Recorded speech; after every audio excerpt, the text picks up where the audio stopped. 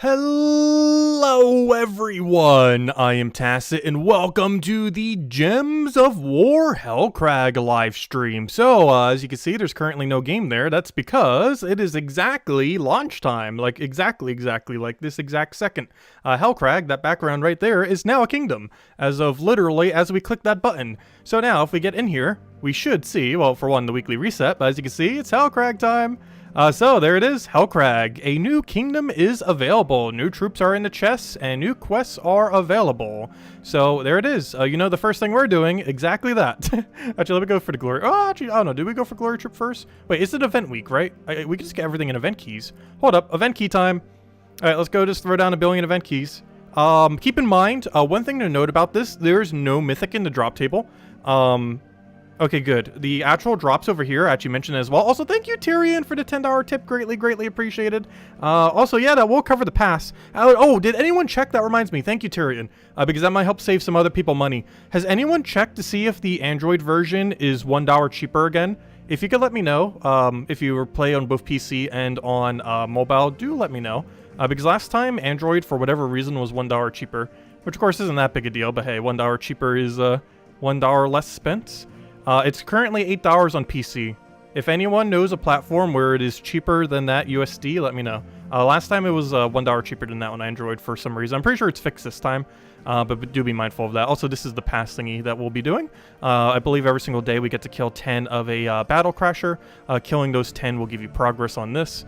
And you get a bunch of rewards. Some are on the paid side, and that was the legend I was talking about earlier. That's probably the final thing there. And do keep in mind, this ruby bitter right here, if it's anything like the previous pass, this weapon will become money locked if you do not get it for free during this event. This is the final reward for the free side. However, if you do not get this weapon, it'll be a $5 money locked weapon the next time it comes back around. So this is the only time you can get ruby bitter for free. And you get it on the free side as well. So definitely make sure to do that. Otherwise, it will be... Okay, it is... Okay, it's the same price on both. So let me go hide this real quick and go buy the pass. 1 second. Let me just hide this. I don't think any personal information comes up, but just in case. Wait, how do I hide Gems of War again? 1 second. Trying to find my hide Gems of War button. Somewhere here is the hide Gems of War button. Why can I not find it? Gosh, 1 second. Why is it so buried? It's not that one, right? No. There it is. Okay, 1 second. Let me just go buy this real quick. Let's see. Purchase... Yes, it's $8, which isn't too bad. It's $8 for 5 weeks, and we get a whole new kingdom from it. Add funds, the required amount, and yes, the PayPal. I agree to whatever I just agreed to. And return to your transaction. I would like to confirm. Non-refundable, all good, and there we go. Okay. And now if I click this, we should see stream again. Boom, there we go. Anyways, we have now bought in the other side. Or so it should have. I clicked to purchase. Wait. Oh, never mind. That's just the... Oh, don't buy that. That's to unlock more tiers. The reason it had... Oh, there it goes. Now the icon unlocked. I was like, wait, it still had the lock on it. But there we go. But yeah, don't buy the other things. This is way too expensive. It gives you 10 tiers for $10, which means if you wanted to buy the whole thing instantly... My bad, it's not $50. It'd be $100 if you wanted to buy the whole thing instantly. No, I was right. Never mind. Yeah, there's 50 tiers. Why did I think it was 100 all of a sudden? But yeah, it would cost you $50 to buy all the tiers. I highly advise not doing that. Alternatively, you can also spend 5,000 gems. I also advise not doing that, as that is a lot of gems, and I will not be doing that. We'll just go over them as they come out. That's just way too many gems to end up wasting. Oh, that's from the Elite Pass thing. That's from the other pass. Let's go grab all that, and here's all of our weeklies. As it is reset time, so we have all the guild tasks and everything rolling in. Also, I'm surprised, no lag? Where's all the lag? It's reset time. It just reset like 4 minutes ago. Anyways, so Hellcrag. Let's go open some event keys now. And then we'll go mess with everything else. So let's go see the new troops. Of course, the last 2 days we have been going over these troops. And as I mentioned, keep in mind, the mythic is not in the drop table. So you basically just want to get what you need to get and then get out. Which I believe that is almost all the copies. We could throw a small blue on the House Stone. I might just throw down another 200 though. Because let's see, the epic is max. The only two that's not max, I believe, are the rare and the common. So let me just do another 200 and I'll max both. We have enough event keys where it's not really going to matter if we spend a little bit into it, and that should be enough to upgrade every single thing from the kingdom. There we go. All right, so let's go to upgradable. Actually, we could just go to the new kingdom tab. Actually, let's go see. Let's see all of them that are currently available. Though do keep in mind some of these are currently locked by the pass, so I will go over that real quick, like which ones are, which ones aren't currently available. As you can see, of course, those 5 that we just got were the ones primarily available. But let's go over to Hellcrag over here. That's Hellgates, wrong one. Hellcrag. Let me go click show all since we actually don't have them all for once. So let's see if we could find where all of these are. So one of these, one of these is the journey troop. Let me go get that. So we do have a journey event going on right now instead of a world event. There's an achievement tied to that if you haven't already gotten it. We do want to get this troop maxed. How much do we want to, or how much do we have to spend if we want to get this max? So this gives you 4 journey troops. This gives you 6 journey troops. It's an epic, right? So that means 1 more would be enough. So if we buy it to tier 5, or sorry, tier 4, that'd be enough. That is 100 or 500 gems. That's not too bad. 500 gems for it. We get the portrait there. I don't think we're getting anything good from this tier. We're getting an emoji pack. Why would you need 10 more journey troops? Oh, no. I'm looking at the wrong one. That's 10 journey troops. The other one is guide. Journey troops are ones you can use in the battle. Guides are the actual epic. So wait, hold up. Let's see. 1 guide, 5 guides. So that's enough to max with a blue orb. Yeah, we're just going to do it that way then. We're going to buy it to tier 4 and use a blue orb on it. I was reading the wrong one, my bad. When it says journey troops, those are valid troops that could be used for the event itself. When it says guide, it's referring to the epic. So let me go and buy up to tier 4, upgrade it, and then just use a blue orb on it. And it will probably be the way to go. It should also be enough to get the event done, assuming you are not trying to get the achievement. We also get this weapon. Deals damage to an enemy, boosted by all brown allies and constructs. Pretty underwhelming. Doesn't have any good effects. We went over it earlier. It's one of the unfortunately weaker ones. Oh yeah, let's go see where that really good weapon is. I wonder if it's on the paid side. Probably is. Oh yeah, definitely is, because we looked at the final weapon there and it was one of the bad ones. So let's see if it's the deeper one on the paid side, because I said it probably would be, because it's like the most relevant weapon out of all of them. So it probably is realistically. Anyways, let's go over to Hellcrag again and go get these guys upgraded. And soon we'll go read through the storyline and all that. Curious to see what they do for this place. Anyways, so there are 3 troops we currently don't have, and I'm pretty sure all 3 of them are in the pass. The only one you don't get on the free side, you'll be getting 1 copy of Ethereal Sentry for free, as well as 1 copy of Medusa for free. However, one thing that you won't be able to get for a little while is free-to-play Zenith. Paid players don't get it until you do all 50 tiers. And free-to-play players don't get it until whenever on this Earth this thing is in drop table, probably in like 2 months from now, I want to say. And unfortunately, this is actually the strongest thing from the kingdom, or one of the strongest. It's the Doomskull creating one based on the evil Gargoyle Gems, while creating Gargoyle Gems off its final thingy there. Also having Stone Skin, and everything here is pretty much construct, of course. Anyways, let's go upgrade everything we have here. So this is the epic that you get for free from completing out the... Oh, no. Wait. No, that's the journey one. No. This is the... Yeah, this is the journey troop. My bad. This is the epic you get from the storyline. But this is the journey troop. This one's actually relevant to ascend in a particular way, because we want to make sure we get it to legendary first, and then use a small blue orb on it. And now we have it at mythic, and I will just upgrade everything else manually, and that one will be good to go. Also, hello everyone. I didn't say all the hellos yet. I'll go do that in a moment. Actually, I might as well do that now. Hello! Let's start from the top. I hope all of you have been doing wonderful. Hello, NASA! Hello, Isabel! Hello, Tyrion! And thanks again for the $10 tip that basically just covered the pass we just got, so greatly appreciated, as the pass is $8, and I think YouTube takes like 30%, so it's pretty much almost the exact amount. Greatly appreciated. Hello, Roman. Hello, NASA. Hello, HP Herm. Hello, William. Hello, Ian. Hello, Addict. Hello, Logic Slayer. Hello, Sushi Ninja. Hello, Barbara. Hello, I said Addict. Hello, Earthbound. Hello, Stardust. Hello, Logic Slayer. Hello, Jamie. Hello, George. And hello, everyone watching after the fact. Hope you guys get good luck on the drops. So do keep in mind, no Mythic and drop table. Mythic's coming the first, the first Friday of next month. That Mythic will simply just be the Mythic for this kingdom. So, we still get our normal standard monthly week-long Mythic. It just happens to be for the new kingdom. And unfortunately, for whatever reason, it is not a construct. The new one is a Daemon Knight, which unfortunately means it has a little bit less synergy. Though it does have a pretty interesting mana drain technique that will be good with Scion, if nothing else. So if Daemons ever get a 50% mana start, it has some potential. Also, gosh, everything from this kingdom pretty much is 20%. If I had to guess, it's based on Construct and Hellcrag, based on the fact that this doesn't have it. So it's probably 10% to Constructs and 10% to Hellcrag this week, which means a lot of the newer troops have 20% bonus. I say hello, Charles. Welcome. All right, let's go get all these upgraded. Oh yeah, this one does have Perpetual Brownstorm, by the way, which is pretty interesting. This will be pretty good, as a lot of constructs end up using brown. Even ones that don't use brown, like Lord of Slaughter, where it doesn't actually use brown as one of its colors, but it converts all browns to Doom Skulls.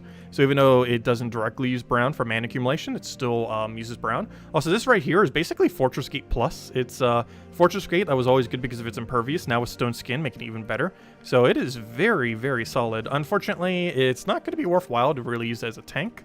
Mostly because there just really isn't much of a need to compared to better tanks.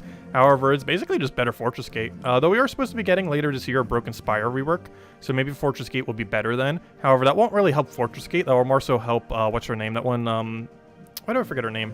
But that one ogre that ends up exploding a bunch of gems and Bounty Hunter, it's going to help her a lot more because she has a 100% chance to summon a Fortress Gate when she dies. So not only does she get the benefit of her decent ability, she also gets the benefit of a Fortress Gate after she dies. So Fortress Gate gets buffed, she'll get buffed as well, indirectly. Oh, also, this troop is one we kind of already have. It explodes gems, barriers random ally for each brown gem destroyed. The other one does it based on Skull, and then there's also a Mythic. Yeah, Ogress is her name. And then there's also a Mythic that kind of does this. However, of those three, this is definitely going to be the strongest version of it, as it is the lowest mana cost and still has 50% score reduction, so that's pretty nice. The other one is 2 higher mana cost, but gains a life gain. However, you don't necessarily need that life gain. It's more important to barrier spam at a 2 lower mana cost than it is to get a life gain. So this thing's basically just a stronger version of it, despite being a lower rarity, which is kind of funny. Anyways, I believe that is every single troop that we currently have access to upgraded. As far as these other three, I'll go show where they are. They're all in the pass right now. So let's actually go see. Of course, we ended up buying this pass as well. However, you do get 2 of them for free. Let's go see where the free sides are. So you get 1 free copy of the pet. Actually, before the paid side even gets the pet. Well, obviously, the paid side also gets it then. So we'll be able to get that in a few days. I think that's this Wednesday, oddly enough, which is kind of funny because that's exactly on the pet day. Because today we'll get to there. Oh, no, actually, we'll get it on Tuesday. So yeah, almost Wednesday. But anyways, let's see. So you get the copy of the pet. So even free players, you'll still be getting at least 1 copy of it, and you'll be able to max that at a later point. It will be in the pet drop table. This is the ultra rare. You get 1 copy of that then on the free side. Oh, there's even an Imperial on free side. Always great to see. Let's see. I believe all the deed books are on paid side though. Here you get a free copy of the Epic. So the other troop that's missing there, you get it there all the way at tier 45. And do keep in mind, this weapon right here, Ruby Bitter, will be a $5 money-locked weapons if it's anything like the previous pass, so make sure to get it for free, even if you're just doing the free side, as you'll be able to go get that. Anyways, as far as the paid side is concerned, let's see what we have here. So, of course, we do get the Legend at the end. You get enough copies of the Epic to get it maxed. Not all on that day, but, you know, over the course of the pass. You get enough copies of the Grimcrag to get it maxed, so do keep in mind it will just be in the standard drop table. However, it's an easier way to more concisely max it. You'll get enough copies to max Medusa. Let's see, what do we have here? We got some Imperials. Okay, here's the first other unique thing. This one's going to be kind of bad. It's basically an explodey weapon, but it does either gargoyles or explode. It does do general explode, though, so you can't get denied on the color. Like a lot of the explodey weapons, like they destroy all browns, they destroy all greens, you know, so on and so forth. This does destroy randomly, so it does have that benefit. However, if this was like auto extra turn or something additional, like it needs 1 more effect. If it was like this, and then it had 1 other consistent thing that it did, it would be kind of good. Also, where's the last period of this? There's not a period at the end, and it's bothering me because almost all of these form Ascendants, but they forgot to put the period at the end of this. Anyways, but yeah, it's generally not going to be used compared to the other explodey weapons. They just gain a lot more of a benefit, and the fact that this is either or and not consistent. If you got to choose which one this did, it would actually be okay. But you don't get to choose. It just randomly does it, unfortunately. So that one probably will be useless. However, it is a new weapon nonetheless. That means I was actually right when I predicted that the other weapon that was better would be all the way at the bottom, because it seems like it is. There's also a couple deed books. I'm actually not sure on the exact number. I think it's 2 or 3. I haven't seen any yet. So it's the first deed book all the way at 37. But there's a few Imperials. There's a deed book there. And enough copies to max out all those. Oh, also, I almost forgot. You do get a tarot card as well, so you don't have to get it in the journey event. I mean, not journey event. You don't have to get it in the vault event. Not vault event. You know, vault keys. Though technically from vault event in a way. But you don't need to get it in vault keys later. Of course, you will be able to get this free to play whenever this rolls back around in a couple months. but you still have to go find it all somewhere buried in vault keys. Though, of course, these have been pretty useless as far as what they do. This one ends up creating a Gargoyle Gem. Then there's a 7% chance of an extra turn, based on how many browns are on the board. These are going to be pretty useless, as there's already going to be a common troop that's going to be 9 mana cost that has auto extra turn, so no condition, while still doing that mechanic, while also having 50% score reduction. So this Terra card is going to be exceedingly obsolete, even more so than an average Terra card, simply because we are getting on the Bounty Hunter event, the 5th week of this event. It's a 5-week long Kingdom Pass, and on the 5th week, on that Friday, we will be getting the Bounty Hunter troop, and that Bounty Hunter troop is basically a better version of the Tower. So there really isn't much of a need to ever use this, as is pretty much every Terra card. And then all the way, okay, so we do get 2 DeepBooks. I think it's like 3 Imperial, 2 DeepBooks or something. And all the way at the bottom here, we do have the Zenith. Unfortunately, this is paywalled. You will not be able to get it for a couple months if you're playing free-to-play. It will be in the drop table, and you'll be able to max it just like you normally would with a troop. Probably in, like, I want to say 2 or 3 Mythics from now. Probably 3 Mythics from now, you know, when you do your monthly Mythic and get it on that Friday or during that week. He should be in drop table by, I'm pretty sure, definitely by the 3rd Mythic. Because the first one it won't be because it's a new one. The second one, it might not be still, but by the 3rd, it hopefully should be in drop table. And then as you get the Mythic, you'll hopefully get all the copies you need for Zenith then, if you're a free-to-play player. And even if you're a paid player, you still have to actually do 1 blue orb on it, as you only get 1 copy. It does not, unlike everything else here, which gives you enough copies to fully max it, it only gives you 1 copy of the Zenith. However, you can simply just use a blue orb and you'll be good to go. However, even paid players, to have more than 1 Zenith on your team, you're still going to have to wait until free-to-play players have access to it, as there are some situations where you might run 2 of this on your team. I don't think you would run 3 or 4, but there are some rare situations where you might want to have the double evil to get even more value from him, where you might end up incorporating 2 into your team. So it has some potential in that regard. Unfortunately, that will not be possible until free side also gets it, or, you know, free players. Anyways, so yeah, that's a rundown on the pass. Overall, definitely make sure to do it, regardless if you are on the free side or paid side. Paid side because, well, you paid for it, and free side because this weapon will be $5 money locked into the future if you do not get it during the duration, which is something we learned from the previous pass when we ended up seeing, what's his name, Kingdom earlier, the Nexus, because that's what ended up happening in Nexus, so I'd assume the same thing would also happen to this Kingdom. Anyways, there's the upgrade it wants us to do. No thank you, we already kind of did. Anyways, let me go donate to the guild real quick, and then we'll go right through the storyline and go from there. Let's see, have I drank a lot of coffee today? No, I have not. Oh yeah, my words per second are probably really high right now. I'm not sure why, but I don't know. I didn't even drink any caffeine this morning, though I probably should, though maybe I shouldn't because I'm talking so quickly already. I don't know, I think it's just like a natural, like, being up late at night high. Well, technically early in the morning, depending on how you look at it. In my time zone right now, it's 3:16 a.m. Though I did take a little bit of a nap beforehand, of course. What am I looking for? I'm looking to donate some gold to the guild. This isn't required to show anything here. I just want to do it before I forget, because if I don't do it... I generally do it at reset time every single day. So if I ever forget to not do it at this exact time, I will just never do it during the week. And then someone from the guild will remind me on the weekend, like, hey, you still haven't donated the gold. It almost always happens. Anyways, I think we should go do the questline next. Also, hello, Vampire. Hello, Neil. I mean, Neilter. Hello, let's see, let's scroll up a little bit. YouTube's trying to get me to put in an ad.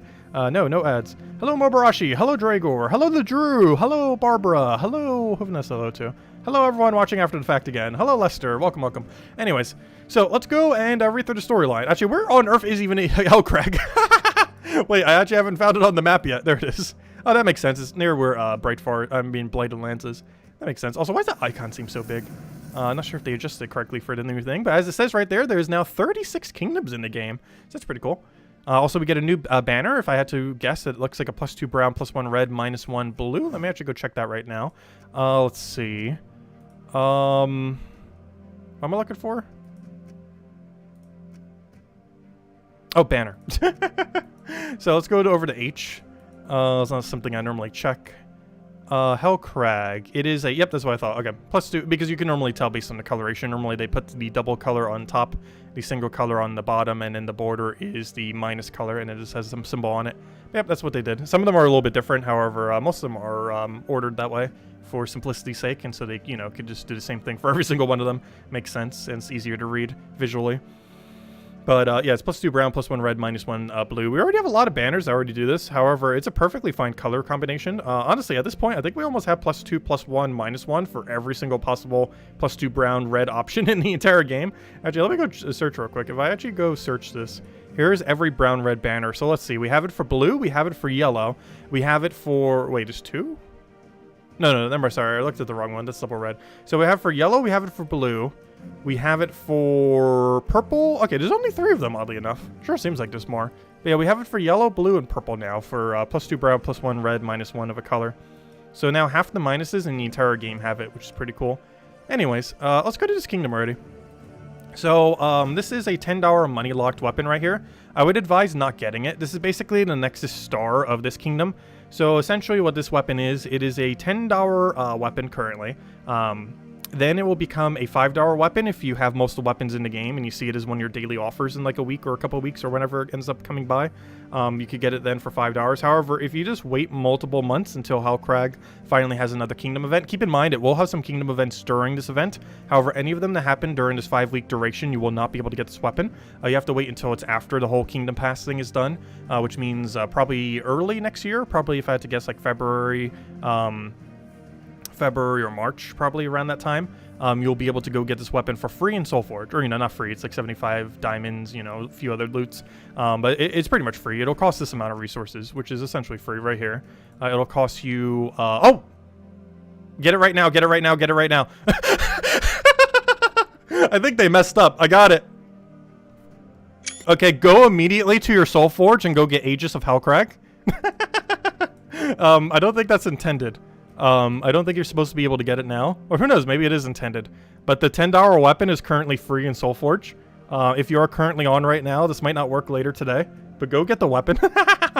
Because you might not be able to get it otherwise till like February or March. So yeah, go to your Soulforge right now and get this weapon. For 75 diamonds and all those loot. Which is basically free. But I don't think that's supposed to happen. They might have messed up. So yeah, we got it there. I'm not sure if they're going to do a rollback for that or what, but yeah, there's really no point buying this now. We got it already. It even says owned right there. But that's a mistake on their part. But yeah, definitely go get that now because it's probably fixed in a few hours. Because I'm pretty sure that is not intended, though I have a feeling they're not going to roll back it. There's really no need to have this weapon early. I'm pretty sure it's like as useless gets. However, just one less thing to have to worry about getting later. But yeah, it removes all brown gems, deals some damage to an enemy, boosted by gems removed if the enemy is from Hellcrag, or if the battle is in Hellcrag. Oh, or if the battle's in Hellcrag? That's interesting. It deals double damage. However, that's not relevant, though. It's still useless. And it does get barrier, though. But there we go. Pretty much just a standard useless epic weapon there. But there it is. We now have it maxed out. But yeah, definitely make sure to get that, as I have a feeling they will fix that within the next few hours, as that is almost guaranteed not intended. Anyways, so let's go to this quest line. Let's go read through the whole thing and go complete it out. See what we have here.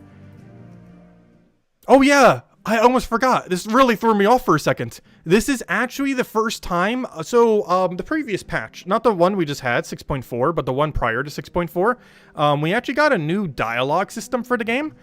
This dialogue system I have actually never seen until right now, and I'm pretty sure most people haven't actually seen it yet. And the main reason we haven't seen it is, you know, we've completed every kingdom. So there hasn't been any new kingdom where we could see this new format. But they actually did this in not 6.4, but 6.3, the patch before the most recent patch last week. But yeah, we've actually never seen this format before. But yeah, it does kind of look like a comic book kind of style. I like it. I like this change. It's going to be a little bit harder to read. But I do like this change overall. Let's see. One evening, the Herald of Chaos approached me. Oh gosh, it's going to be a little bit hard to read this text though. I do like the format though. Also, you get to see your customized hero, which we still have set up to the 4th of July setup that we ended up having there. Anyways, you never want to talk without a reason. What's up? Hey, also the hero says more than 3 dialogue lines. Gasp. Indeed. I have received a message from one of my kin. The Herald of Terror. Or Terror? What? Of Torpor. That says Torpor? It definitely doesn't say Terror. Torpor. Torpor? You're a cherry bunch, aren't you? What does he want? He seeks an audience with you. I would console. Caution, though. Oh, wait, did I accidentally skip past all of them? Or was that just a single one?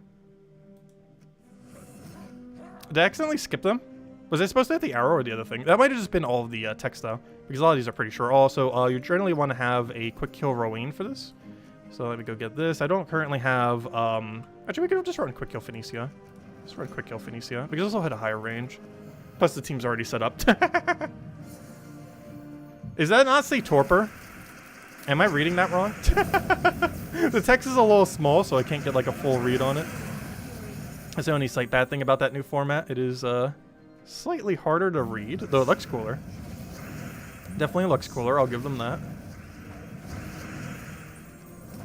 I wish that thing was already dead. Maybe I will switch back to Ruane, though in all fairness, this normally wouldn't happen. The only reason he's still alive is he has that revive trait at 100% chance. So regardless of what we would have used, he would have revived there. Halt in the name of the king. Alright, they always had their little dialogue line there. Getting the popcorn out for the reading. Also, definitely feel free to leave a like on this stream or video if you're watching after the fact. It is greatly, greatly appreciated, as per usual. Also, we will still be covering the Monday video. It's just we're doing this first because it's nice and shiny and new. So we'll have a lot of shiny new things to go over in the video as well. Okay, so it was difficult to get a read on our ally, the Herald of Chaos. You seem nervous. Is something wrong? As you well know, the Herald are not to be trusted. Present company Gosh, I cannot read this more text. Present company excluded, of course, eh? Yes, torpor. That does say torpor, right? T-O-R-P-O-R. Torpor. Torpor? Torpor. Torpor? How on earth do you pronounce that in that way? Torpor. I don't understand how to pronounce two O's in that way. Anyways, yes, torpor is different though. I will let him tell you his story. So should I click this button? Is this just click to continue? Okay, I clicked. Alright, are they just gonna do it in one screen each time? That's interesting. Oh yeah, that's just a skip button. Yeah, I've been clicking the right way. Anyways, the Herald of Torpor was waiting for us. We received your message. Why did you ask us here? I would request a favor of you, hero. But I would not do so without offering you something first. Do you agree? A gift in exchange for hearing my story. Is your gift the fact that we get you as a copy? Because we already have like 1,000 of you. Or maybe more so, 100. It's Torpois? Oh, it's Torpois. Okay, that makes a lot more sense because I know for sure the way I was pronouncing it was 100% wrong. Yeah, Torpois sounds correct. Torpois. That doesn't look like Torpois, but it definitely sounds a lot more correct than whatever I was saying.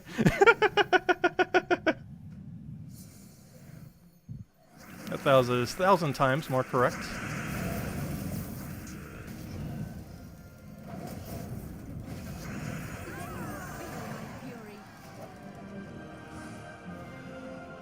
It's not correct. People are just trolling. Is it?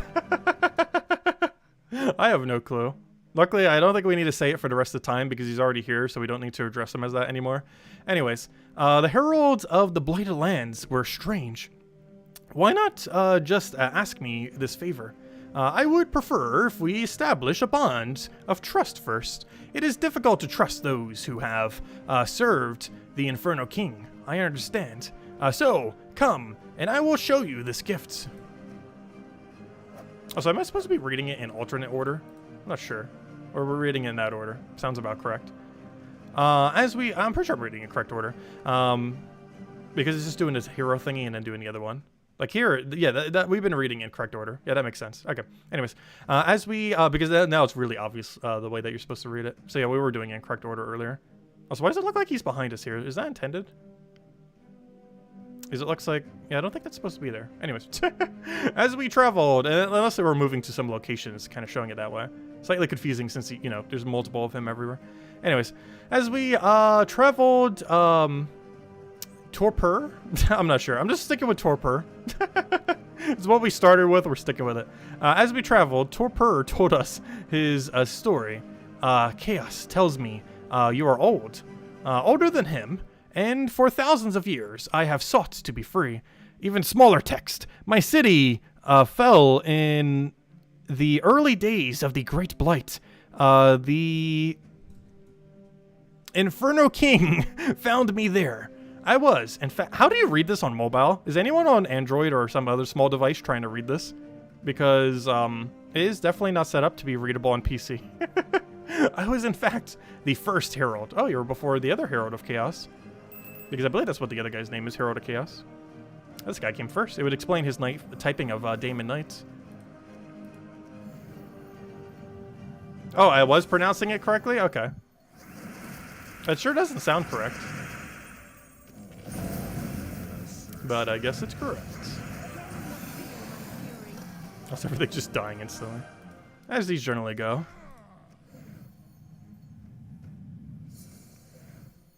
These obviously these are set up for even like a brand new player to be able to go and kill them. And they did not scale to later in the game. However, there is an event coming with the new patch that we had earlier. It's coming on August 1st. And I'm not sure exactly what it entails, but the replay of the storylines should be harder when they end up doing that. So that might be more endgame content. We'll have to just wait and see. Because we don't really know too much info on it yet. But time will tell. And that'll be happening on August 1st. And of course, we have the Kingdom today, as well as a bunch of stuff coming out over the next 5 weeks. Anyways, despite Chaos' earlier warnings, or Chaos's earlier warnings, Torpor seemed honorable. Will you tell me about this favor now? Not yet. As I have said, first I will prove myself to you. I will show you something of great value. It will be yours for the taking. Wait, I don't think the hero's supposed to be there. Is he? Oh no, I guess that makes sense. Never mind. It was from my home. No. Yeah, I think that is supposed to be him doing the dialogue line. Why is it all messed up like that then? Because I don't think hero's supposed to be there. Because reading it this way, it definitely sounds like him talking both times. Something's wrong with the icon here. I'm not sure which, but I'm pretty sure the hero is not supposed to be there in that instance. It was from my home before the Inferno King came. Can't even see if that's a C or a G. The thing you're going to show me, it's here? Indeed. It is. It is called the Tears of the Sisters. It is up ahead. It is a vial containing a tear from each of the 3 sisters who ruled my home. It was a great magical power, and I freely give it to you. Torpor gestures towards a rocky cave. It's also covering the skip button. And there's that little golem from earlier. This guy's going to be really useless, though. He just gains a bunch of life boosted by Gargoyle Gems and pulls an enemy to the front. Oh yeah, did I go over the other things earlier? We did like twice this weekend. I don't think I actually did this stream. Kind of go over the troops we just maxed. Though we'll definitely need to after storyline again, if we haven't. Because I'm pretty sure we haven't this particular stream. Go over the newer troops. At least not all of them anyways. There's a few of them that are decent. There is a handful of them that are usable. Oh, there's the other one. So this guy just oh, this one's actually pretty good. It freezes a random enemy, creates 3 Gargoyle Gems, and then gain auto extra turn. So not only is it extra turn freeze, but it also has extra turn triple Gargoyle. And this can be either good Gargoyle Gems or bad. Also, that icon is definitely not correctly centered. You can tell by the fact it's only half in frame. But they'll get these visual glitches fixed soon, hopefully. But anyways, yeah, it's actually pretty strong. It kind of reminds me a lot of a much higher mana cost, actually, never mind. I was going to say Azurus, but it actually, there's another one that's actually like Azurus. This is the Bounty Hunter troop. He's more like Azurus. But yeah, this is pretty solid. It's auto extra turn, triple Gargoyle. They could be either good or bad Gargoyle Gems. Realistically, 2-1, though it can be all 3-1, 1-3, all 3 other. And it gets a free freeze in there, so has some potential. Has a 50% reduction too, and with half mana starts, only getting these 6 mana costs. We get the hero class this Friday, and the hero class, among several things, it does 2 things really well. It's among one of the tankiest hero classes in the game, if not the absolute tankiest, depends on the context that you're using it on. And it also has 50% mana start to all constructs, which not only includes itself, but of course includes all other constructs. And there's one really good weapon in the game, Stone Slicer, that has really good synergy with it. The only problem is Stone Slicer is currently not available in Soulforge. It is a weapon from, I can't remember where. However, it is not from this kingdom. It's one that has already existed for some time. So if you don't have Stone Slicer, it might be a little while before you can get it. However, it is a very, very good weapon that's about to become insane as of Friday when the new hero class comes in. We're also getting a construct pet this Wednesday.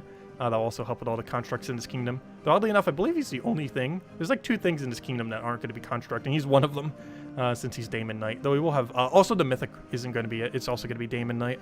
Anyways. Hopefully we'll get 50% Daemon start soon. And hopefully they make the Vines actually have a 50% Daemon's mana start as well. So that they're both uniform. That or they might make Daemon's only 40%, which would be quite unfortunate because they definitely need the 50%. Anyways, this is it, eh? The Tears of the Sisters. It's beautiful.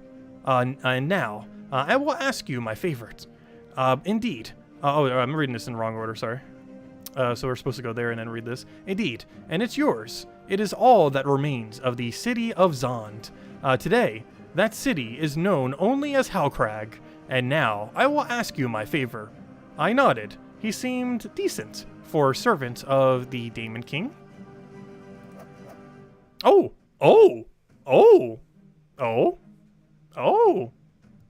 I'll take a free weapon.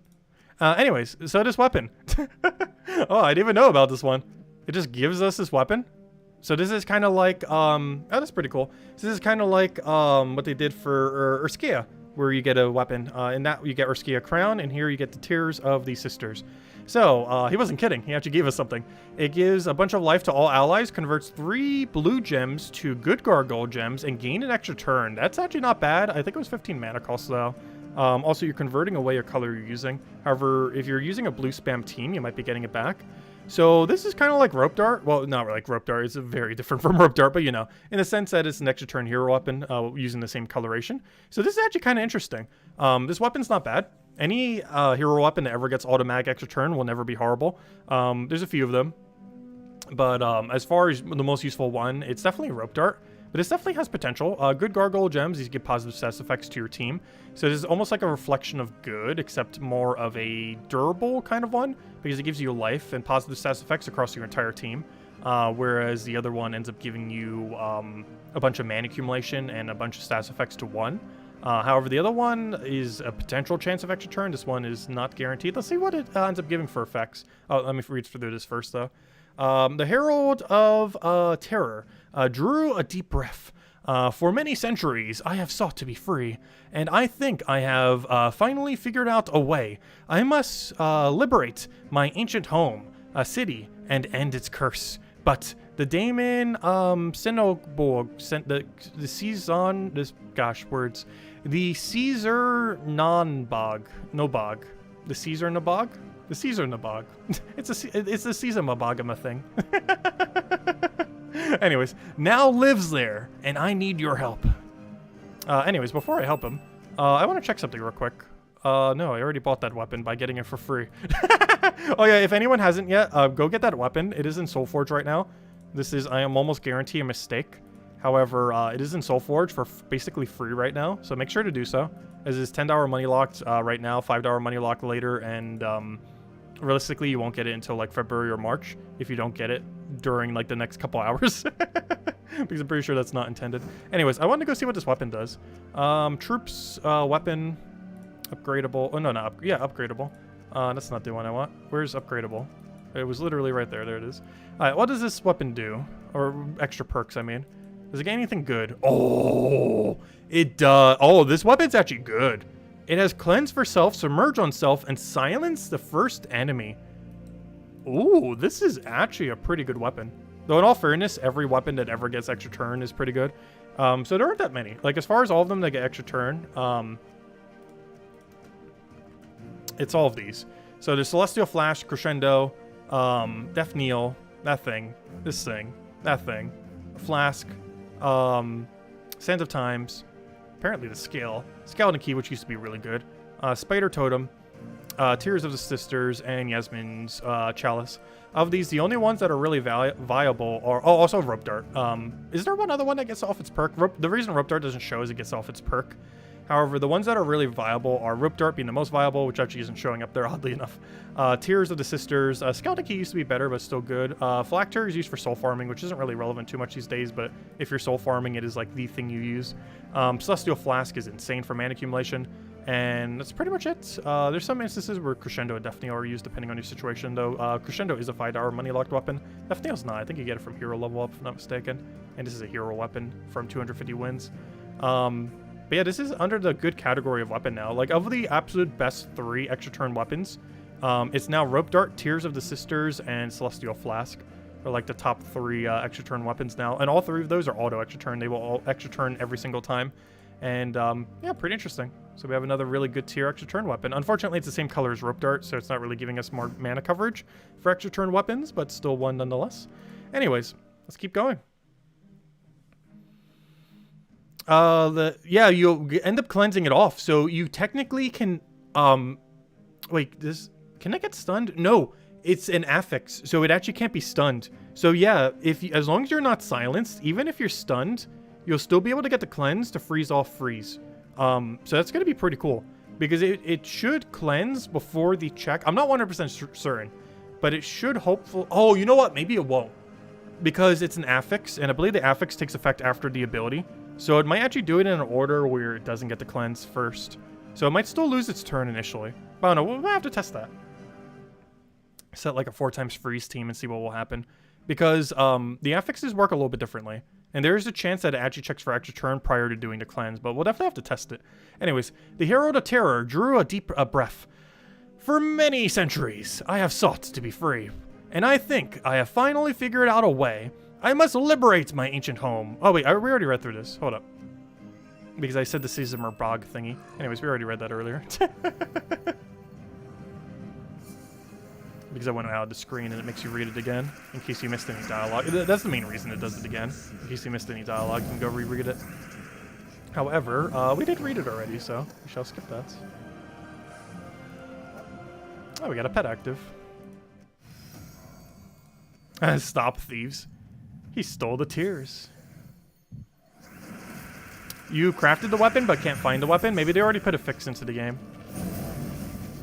Though I was still able to find it, wasn't I? I think I was clicking on it earlier.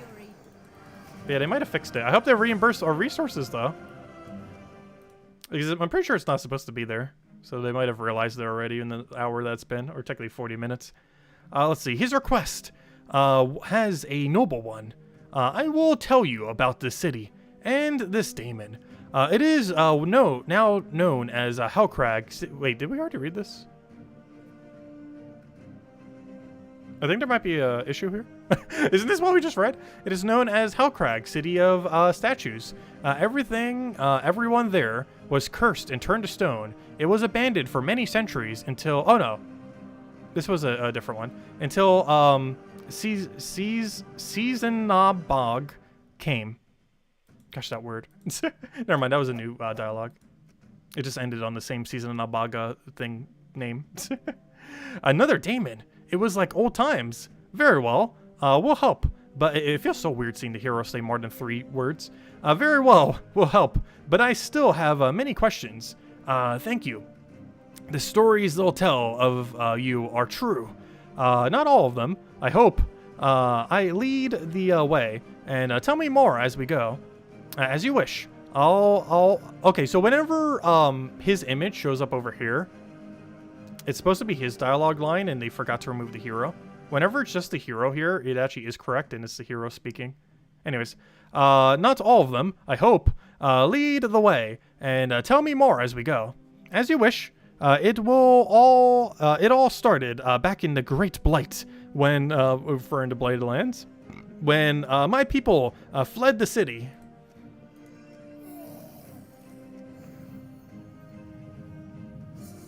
Oh yeah, don't forget to set your Guild War defend teams. That's something that is happening this week on the billion other things that's happening this week. There's a lot of things happening this week. We go from like having weeks in Gems of War where it feels like literally nothing happens to this week where I think we have like 7 different events if you count every single one individually. Because we have Journey, this new kingdom, we have the Kingdom Pass, we have a new pet this Wednesday, we have a Guild War going on throughout the week. We have a Friday new hero class, and did I miss anything? I think that's most of the things. Yeah, we have multiple things going on. There's a lot of things.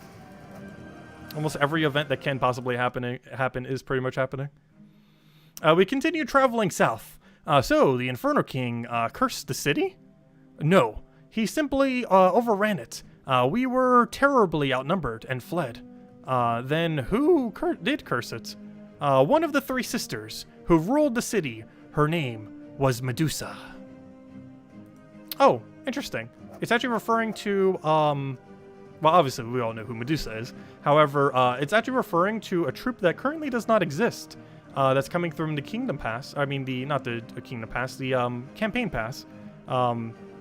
We need to go look at that thing. It's not from this kingdom, though. I can't remember where it's from. Anyways, tell us more about the 3 sisters and the curse. They were Naga. It was Stheno, Yalvi, and Medusa. I haven't heard those two from mythology, are they? I would assume so. I've only ever heard of Medusa. But was there 3 of them? I'm not sure. Also, those 2 don't exist yet, right? Oh no, Uryali. Hold up.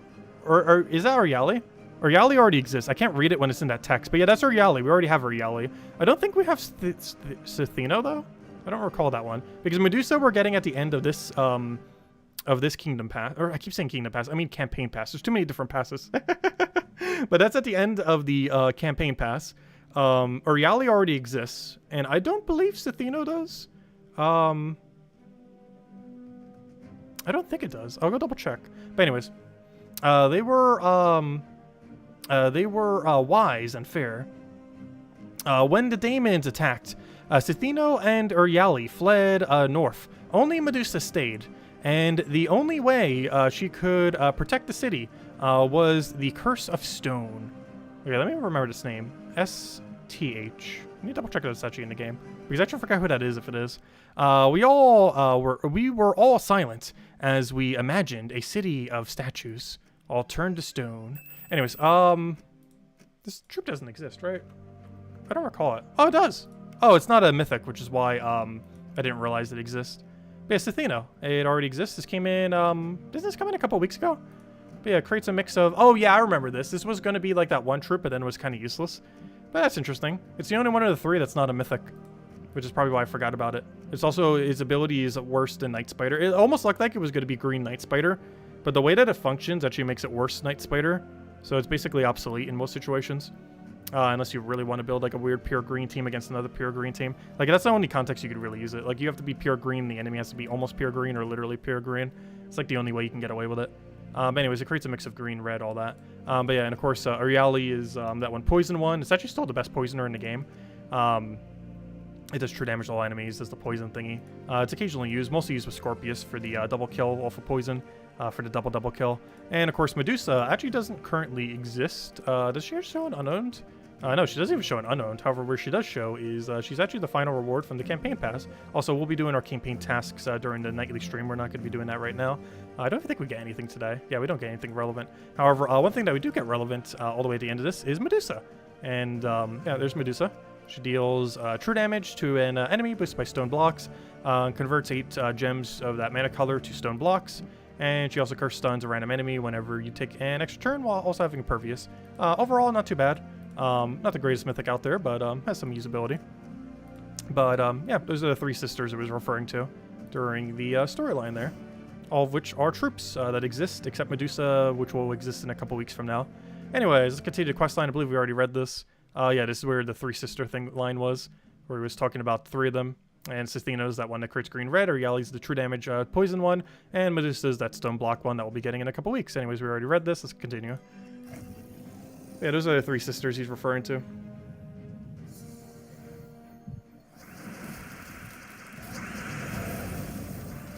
Okay, what do we take here? Let's go take the red down. Also, if you guys are enjoying, definitely feel free to like on the stream or the video after the fact. It is greatly appreciated and helps out a lot. If any of you guys have any questions or anything you want me to go over, do let me know. One of them was already brought up in chat. We're going to test how the cleanse works on that one tears thing. I want to see if it'll actually cleanse correctly when it's frozen. So we'll see exactly what that... Actually, we'll probably do that as soon as we finish the storyline, because I'm actually really curious on that.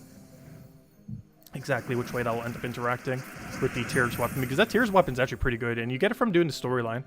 So it's a nice, free, easy to obtain weapon that even newer players will have access to, too. So I can actually mention it for videos, which is going to be really nice, because a lot of extra turn weapons are not applicable for newer players. It's like rope dart and other things that are locked behind, you know, events when they come around. However, this tears weapon, you can get it at any point. All you have to do is just do this Kingdom Questline, which you have access to within like your first few days of playing or your first week of playing. So it'll be really easy to obtain this tears weapon. And it also has it attached to it, so you don't even need to upgrade the weapon. It gets better if you do, but it's not required to have the extra turn, unlike something like Rope Dart and a few other ones. Anyways, what do you plan to do once we confront the daemon? The city will be free. It'll be mine. I will lift the curse, and I will rule there. The Inferno King will have no power over me. That response scared me a little. Hellcrag finally stood before us. It was silent as a grave, yet strangely beautiful. Hey, our hero rendered in the middle of nowhere. Honestly, I really do love this new format. It's a little bit glitchy with some of them, as we saw a little bit earlier. But this new format's pretty cool. I just wish the text was a little bit more readable. I'm not sure if this is a font issue. It's somewhat a size issue as well, but I think it's mostly the font. It's like all capped in a weird font. It almost looks like italicized too. Though it could be because my screen is somewhat broken, so maybe everything kind of looks tilted. However, I don't know, everything else looks kind of fine. It kind of looks italicized. Doesn't it look slightly italicized?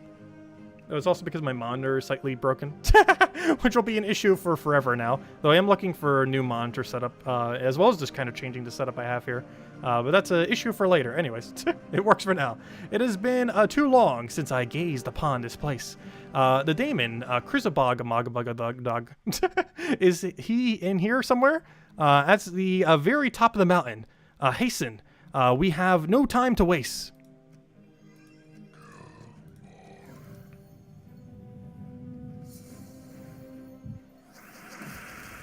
Oh yeah, we still need to go get the crowns for the pass. I'm not sure we're going to grind all that right now though.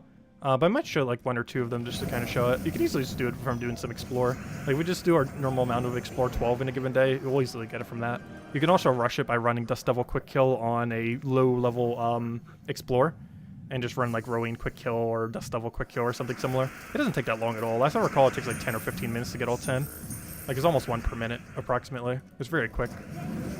And that's assuming you do it all through the quick method. You're also going to get some passively through doing some of your dailies, just in general. Because if I'm not mistaken, it can appear on daily adventure board. Like anywhere where gnomes can appear, I believe it could appear. The strange daemon at the gates was dead, but it felt like we'd been careless. Come, we must ascend the mountain now. Why didn't you warn us about the guardian daemon? What? Zenith? Do not concern yourself. Xenobor Magabagadog awaits us. Something felt wrong here. Wait, before you go any further. But Krizan Magabagadog awaits us. We can defeat him. Is there something you're not telling us, Torpor? No, you must follow me. I demand it. Oh, so I'm pretty sure that's the name of the legend, isn't it? Luckily, he's not meta. Actually, he kind of is. He has Perpetual Brown Store. That's another thing we need to go test. We need to see if he's actually good. Because he'll be good if the convert works before the explosion. He will not be good if the explosion ruins his convert. You must not trust me. Oh gosh, we gotta kill the Torpor. He was obviously gonna turn on us. So he did that pretty suddenly. So this is the free epic you get from the kingdom. Was there another one where the epic crosses you? What was the other kingdom? I actually can't remember off the top of my head. But there is actually another kingdom where the epic that you end up getting double crosses you. And then they kind of befriend you after. Which is kind of funny. Anyways. That didn't turn out as planned. I'm sorry, Torpor. I think this adventure is over. No, you do not understand. This is my city. Regardless, I'm concerned you're leading me into a trap. You still do not trust me. After I gave you the tears, he did give me a pretty good weapon. That is true. He has a very good argument there. He gave us a very solid meta weapon. Torpor left us here. He stormed off towards the peak. Did we do the right thing? The heralds cannot be trusted. It is Herald of Chaos. As he's literally saying that as the Herald of Chaos. Perhaps. Oh wait, was he the other one who double-crossed us during the storyline? No, I think it was someone else. But it's kind of funny that he's saying that literally as the Herald of Chaos. Perhaps. But I trusted you, Chaos, and it worked out okay. Yeah, I don't think that was the storyline where he double-crossed us. Because we did trust him, and it did work out. As he just mentioned, to refresh our memory. Yeah, it's nice that the character has more than 3 lines or words per dialogue. Yeah, the new format's pretty cool. I like it. And all kingdoms actually have that format now, though they don't have more dialogue for the hero, unfortunately. Pretty sure they still have their their one-liners or whatever. Though I haven't actually seen it because we haven't been able to replay any of them. But we might be able to with that event that's coming up on August 1st, which is like the main new feature of version 6.4. However, which will actually be cool because when we play through every single storyline and do the storyline again, it'll almost be like seeing it for the first time because the new format, which will make it look all nice. Who knows? Maybe they even fixed up the dialogue some to go with the new format. We'll have to wait and see. Because a lot of people probably have all the kingdoms already finished, unless you're like a new player who just started pretty recently. Realistically, you'd have most, if not all, of the kingdoms already done. So a lot of people probably haven't seen the newer kingdom dialogue stuff. So hello, Henry. Glad you can make it. And anyone catching after the fact is on YouTube, well, as you probably know, almost an hour into the video, if you're watching this after the fact. As we were about to turn and leave, we heard a terrible sound from up the mountain. That sounds like a torpor. He may be in trouble, or it may be another trap. I appreciate your caution, old friends, but I can't leave Torpor to his fate. There were clear signs of a battle was raging up ahead. Well, you trust me, Chaos? I owe you my life. Where you go, I follow. Thank you, my friend. And I will have your back if you are betrayed.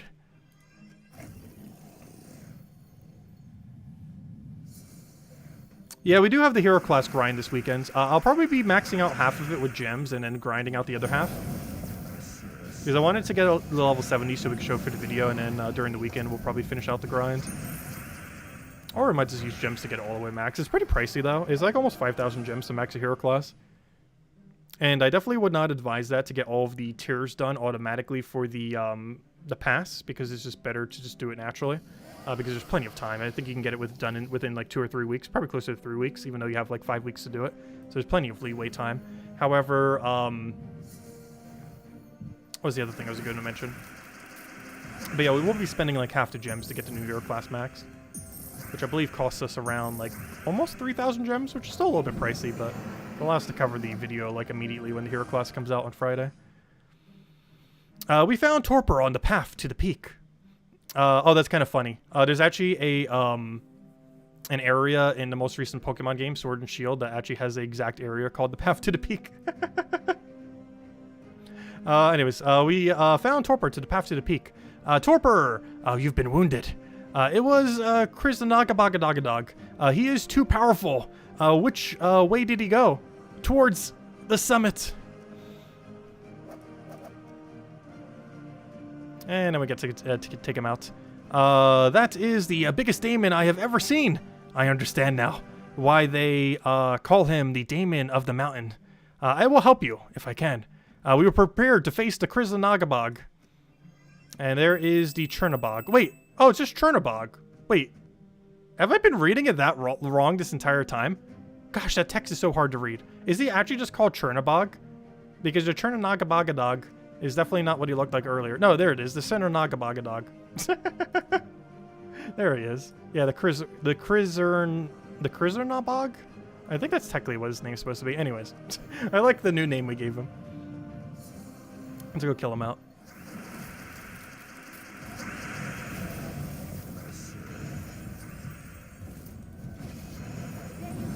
I've been reading it wrong the whole time. No, that's not actually his name. It's pronounced Chernobog. Is it really called Chernobog? How on earth is that Chernobog? That's interesting. Oh, we got a title for doing that. Apparently for beating out the kingdom. Defeat Chernobog. Is that other word seriously Chernobog? Interesting that's actually spelled that way. So that's Chernobog. Chernobog. How? I'll take it though. I'm not used to this pronunciation of Z. But Chernobog is defeated. I'm sorry for doubting you, Torpor. You were nothing. Wait, you were nothing. Oh, you were nothing but honest with us. Worry not. We are difficult folk to trust. I felt Torpor smile.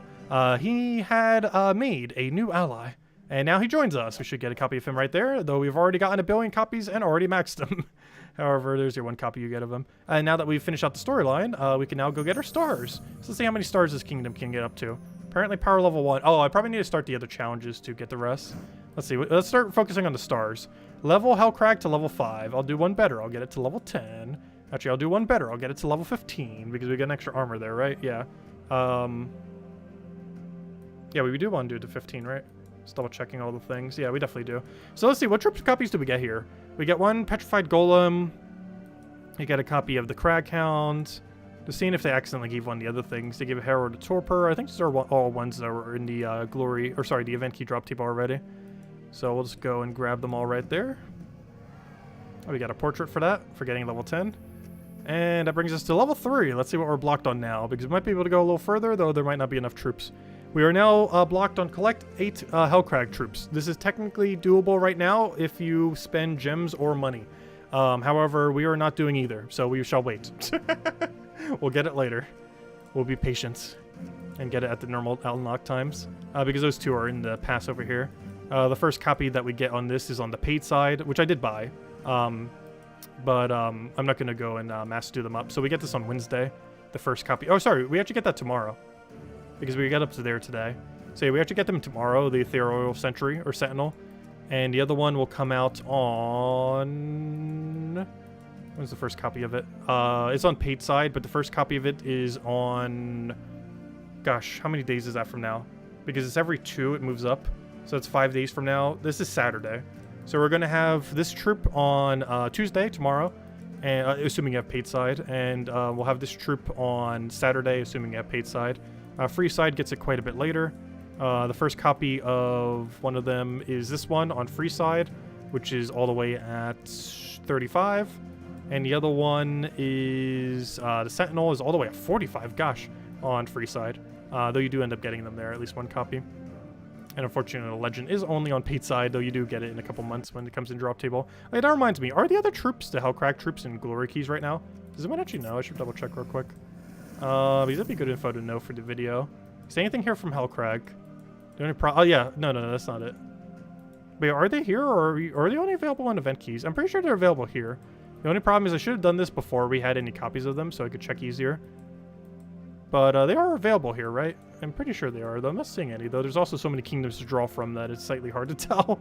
But, I don't know. Oh, yeah, there it is, Petrified Golem. So, yeah, you can get it from normal keys. That's what I thought, because that's how kingdoms normally work. However, do keep in mind, the 3 that are not in drop table are these 3.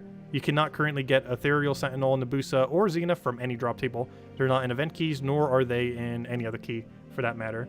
However, all of them are in the other chests. But it's easiest to get through event keys, which is how we end up doing at the beginning of this stream. Anyways, what's in our mail? Probably just a bunch of people doing guild tasks. Oh, these were the Hellcrag things for getting up to level 15. So yeah, we just get another copy of Herald of Torpor. We get another copy of Craghound and Petrified Golem, all of which we already have maxed though, so they don't really do us much good. And that's just some guild stuff. Okay, so let me go test a couple things.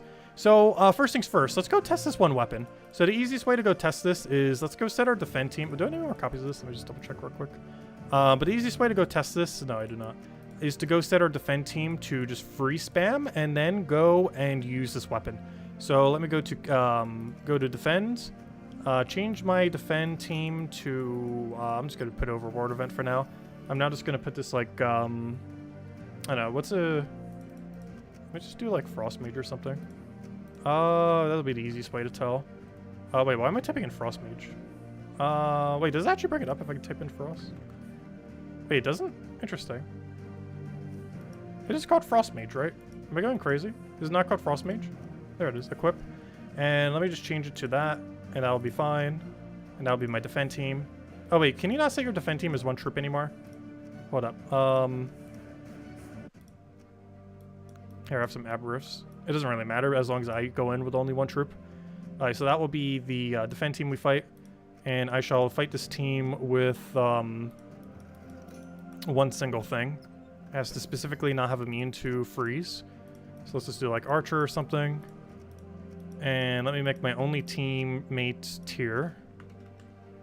And let's go set to mana so we can quickly go get mana for this. Doesn't really matter which one we set. Okay, should be good to go. Alright, so now we should instantly get frozen, and then we can go test this. So what I want to see here is, do we cleanse out of the effect? So I'll take a blue. I think we set it to blue, right? Unfortunately, it didn't surge, but we got the mana. Okay, so I'm currently frozen. So here's what we're testing. This, on one of its affixes, has a cleanse self. But it also has extra turn. So what I want to see here is, do we get extra turn? It'll be pretty obvious because it'll still be our turn. No, that's what I thought. Oh, that's so unfortunate. So it does not immediately cleanse you. The reason this is affixes take place after what you do on your ability. So yeah, affixes still work the same way even for this. So the order that it does is it checks everything and does everything for your ability, and then it does everything for your affixes. So despite it having extra turn and having cleanse, the extra turn triggers before the cleanse because all these trigger before all the affixes, which are all those perks that you get from, that's the official name that they gave to them a while ago. But normally just called, or I don't know, whatever you'd call these. But their proper name, I think, is affixes, because that's what it was named by earlier. But yeah, all these, like the submerge, the cleanse, most notably the cleanse, all that, does trigger after the fact. So you unfortunately cannot use it to cleanse out of freeze. It will cleanse your freeze, but it will not deny, you'll still be denied your extra turn. Because it checks all this before it checks all this. And it means it checks for the extra turn before it checks for the cleanse. So you will not get the... You'll still get the cleanse, but you will not get the extra turn, unfortunately. However, one nice thing about here is you cannot have it stunned, unlike traits that can end up getting stunned. This cleanse will not get stunned, even if you're stunned and frozen and like a billion other effects. As long as you're not silenced, you will be able to still get your cleanse. But the freeze does take priority due to this triggering before the cleanse. So do be mindful of that. However, still a pretty good weapon, nonetheless. Anyways, I wanted to test that. Next thing I want to go test is the new legend we just got. So if I go to Hellcrag, that legend that we took out at the end of the storyline, he is actually kind of good.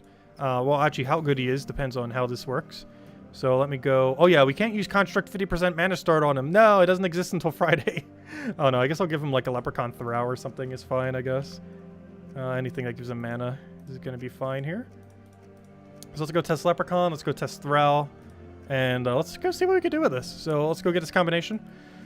Go set our banner to a nice bit of purple here. And see what we can do. Okay, set that to purple. Go to like double purple. Doesn't really matter as long as we're going into mana.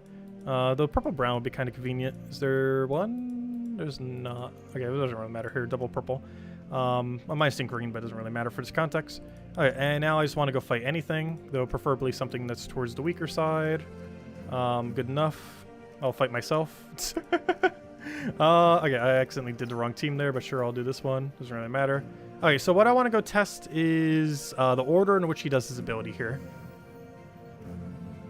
Because I want to see if they connect the gems, or which one really happens first in this situation. So we're going to throw this down. And I want to see if the browns will connect. No! That's what I thought he would do. Yeah, he's bad.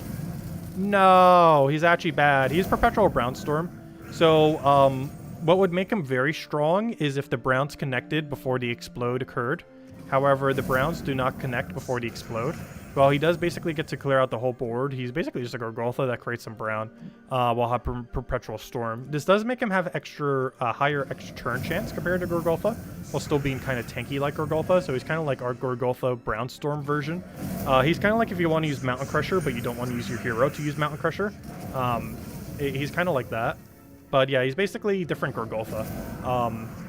It's less tanky without the cleanse, but he has Perpetual Brownstorm while also creating brown. So he's like a really brown heavy, slightly extra turn chance version of Gargoyle. So yeah, he is a bit weaker than he potentially could have been. However, he's still usable. He's just more of a Gargoyle tier like of troop instead of being like a ridiculously good brown mana accumulator. He's still really good for brown mana accumulation. It's just, he's not as mandatory as he would have been if he actually connected to the browns before doing the explode, because you would get a lot more mana that way. Because when you explode, you're only getting 50% of the mana, whereas if the mana connected first, you would basically get max brown mana on every single thing on your team, while also then doing the explode. But instead it does the explode, so it's overwriting a bunch of color on the board for brown, but you're only getting 50% of the mana accumulation, rather than the full amount plus whatever your mana link is, which would generally be +2 brown in that context. So unfortunately, you're losing a lot of mana accumulation that he could be doing, but he's still viable. He still has that storm connected to him, which is something that Gargoyle doesn't have. And overall, still a good troop, though not as good as he would have been. Though he might have been too broken if he was the other way, so I guess that kind of makes sense the way he interacts. How do you unlock the Churn Bog? The Churnabog is obtained from keys. You can get him in Glory Gem Guild or VIP chests. He's in all of those chests. The easiest way to get him is the event queue drop table. There's currently only 5 things in the event key drop table, and he's the only legend in the event key drop table, which means every 33 or so event keys that you open, approximately, you will end up getting a copy of him. So he's pretty easy to get copy-wise. And he's definitely one of the stronger things we currently have access to that's actually in drop table from the kingdom. Anyways, so we still haven't really gone over all of the options we have gotten from the kingdom, but let's just kind of quickly go over them all, as we did get a few new options, obviously, through all of Hellcrag. So let me just do a brief rundown. We kind of went over this a little bit during the weekend, however, we didn't have them actually in-game. So let me go show all of the Hellcrag related stuff that we have. So, and now we can actually say where they're from as well. We'll also be kind of covering this during the video as well, though I might as well cover it now since we're streaming now, and the video probably won't be up for a couple hours when we end up going over it. So this weapon is obtainable for $10 or $5 later, or free if the glitch is still working. It was actually in SoulForge right now. I'm not sure if it's still in SoulForge. They might have fixed that already. I would have to restart the game to check. However, it is currently available. So if you see this in your SoulForge right now, get the Aegis of Hellcrag. As if the glitch is still working, you won't be able to get this weapon for free until like February or March. However, as of this exact moment in time, if it's still working, it is in SoulForge right now. It's not too big a deal to get because it's a pretty useless weapon. It's one of those things that just does double damage to a bunch of Hellcrag stuff. Next we have Crag's Hammer. This is on the paid side of the pass. This is probably the most relevant weapon out of any of them other than the tiers. This explodes your gems and creates it creates a Gargoyle Gem guaranteed, +2 for every Gargoyle Gem you destroy. One nice thing about this is that it creates random Gargoyle Gems. So let's say you're creating something off the new legend that you get at the end of this pass. That legend ends up creating evil Gargoyle Gems only. So it only ever creates evil. However, you could destroy the evil gems with this and then create a mix of good and evil to get a higher variety, which is going to be kind of interesting. It's a really gimmicky one that's only going to be used with teams that are using a lot of Gargoyle Gems. However, teams that are using a lot of Gargoyle Gems might use this if the hero's not going a mana accumulating weapon. Next one we have this. This one's unfortunately going to be pretty useless. It either explodes a bunch or creates some Gargoyle Gems. Generally, just going to go with standard explodey weapon. There's really no point in using this one in comparison. This one is on the also this one's on the paid side, the pass as well. This one you get a little bit earlier. This one's at the end or near the end of the paid side. This is the very last reward you get on the free side of the pass that's currently going on, the Kingdom Pass. It deals some true damage to an enemy boosted by Gargoyle Gems. Do keep in mind this weapon will be $5 money locked into the feature, so make sure to get it on the free side of the pass. Next we have the Stone Seeker. This you get from the Journey event for spending 250 gems on it, or you can get it in SoulForge throughout the entire week. It's a pretty useless weapon, but you get it pretty much for free from the Journey event. I say pretty much for free because if you're doing any amount of Journey event, you're probably buying up to tier 3 anyways. However, it is 250 gems doing it that way. And the Tears of Sisters, oddly enough, the strongest weapon out of any of them here, and you get it literally for free. This you get it during the storyline, as you saw, the Tears of the Sisters. From those 3 sisters that it mentioned, Urieli, Medusa, and I forget the other one's name, the Cethos or whatever its name. Anyways, gives a bunch of life to all allies and it converts 3 blue gems to good Gargoyle Gems, and then gains an auto extra turn. This is one of only a few weapons in the entire game that have auto extra turn. It also gets to silence the first enemy, has cleanse to itself, though the cleanse takes place after freeze, as we just saw, and it has submerge. However, it is still a really good weapon and among one of the strongest few in the entire game that are extra turn related. You're still going to be using rope darts in most situations, as rope darts is better in the same color. However, there are some situations where you might bring this out, particularly on really heavy gargoyle teams if you're not running the other Crag Hammer. So it has some potential, but I'm pretty sure rope dart's going to be used in most situations. But if nothing else, this is a really accessible weapon, especially as a newer player. A newer player can have this weapon within their first week, and you can get it right now just by doing the storyline. So really easy weapon to get. Anyways, as far as the troops, let's go do a rundown on the troops and how you obtain them. So all the troops from Hellcrag that are currently in the game, and of course we will be getting more stuff. We're going to be in the Hero Cross this Friday, which will bring in a new weapon that's actually not horrible, but not insanely good either. As well as you know, the Contract Hero class 50% mana start. We'll be getting the Bounty Troop. We'll be getting, you know, all those things. The Raid Troop with a Raid weapon, and then ends up creating a bunch of gems based on Hellcrag. Anyways, so let me go show all of these and tell you where they're from. So this is Chaldany. She's actually pretty good. She does some damage to an enemy and creates a bunch of brown. It can do up to 15 if your entire team is Construct, which is pretty solid. You're primarily just going to be using her for the, or at least right now, for the Journey event. She's the Journey troop. You want to make sure you have her max so you get as many miles as possible for the Journey, especially if you're going for the achievement, as there is an achievement where you need to get 20,000 miles in a Journey event. And where is it? 20,000 miles in a Journey. There it is, 20,000 miles in a Journey. 0.3% of people have it, at least on Steam, and you definitely want to make sure to do that if you haven't already, as you can get all the progress done for it this week off the Journey event, and she'll help you with that. So that's from the Journey event. To max her, you have to spend 500 gems, get her to Legendary, then use a small blue. That's the most convenient way to max her, or at least the cheapest way, resource-wise. She is not in drop table. Be mindful of that. This one is in drop table. It's pretty useless. You can find it in any that I say are in drop table. They're available in Glory Gem Guild and VIP chests. They are also available in event keys this week. Of the 5 that are the Crag Hound, the Chernabog, the Hellstone Gate, the Herald of Torpor, and the Petrified Golem. All 5 of those are in event key drop table. They're also in Glory Gem Guild and VIP chests. So that's where you get those. But yeah, Craghound, pretty useless. You just deal some damage to an enemy, or 2 random enemies, and creates a bunch of evil gems. No extra turn or anything. He'll be okay in arena, but not really usable in any other situation. This is the legend from the kingdom. Unfortunately, he doesn't actually get to match his brown gems. However, he's basically alternative Golgotha that has a storm attached to him, but at the cost of not having cleanse. He ends up creating 10 brown gems and then explodes the board, which basically means he's just exploding the entire board while having slightly more brown on it than normal. He has stone skin, so some scar reduction, has some huge to have, you know, kind of Golgotha traced characteristics. And he has Perpetual Brownstorm, which is probably the main and only reason why you're using him compared to any other option, is he's a Perpetual Brownstorm attached to him. He's basically Mountain Crusher as a troop instead of as a weapon, is basically what you can look at the Chernobog as. Ethereal Sentry is money locked. You'll be able to get a copy of him on tier 45 of the free side. You'll be able to get him maxed from the pass that's currently going on. He will be available in a couple months in the drop table. However, he's not going to be available in the drop table during the duration of the campaign pass, and I think for about a month after the fact. Yeah, he's basically cheaper Gargoyle. No, he's not cheaper necessarily. He's a legendary still. However, compared to the drop table, there's less in the drop table, but they're both the same rarity. But no, he's alternative Golgotha. He's basically this Mountain Crusher as not hero, which is the main thing you're kind of using him as. But yeah, Ethereal Sentry is actually pretty good. Unfortunately, it is time locked a little, and or money locked a little bit if you want to get it earlier.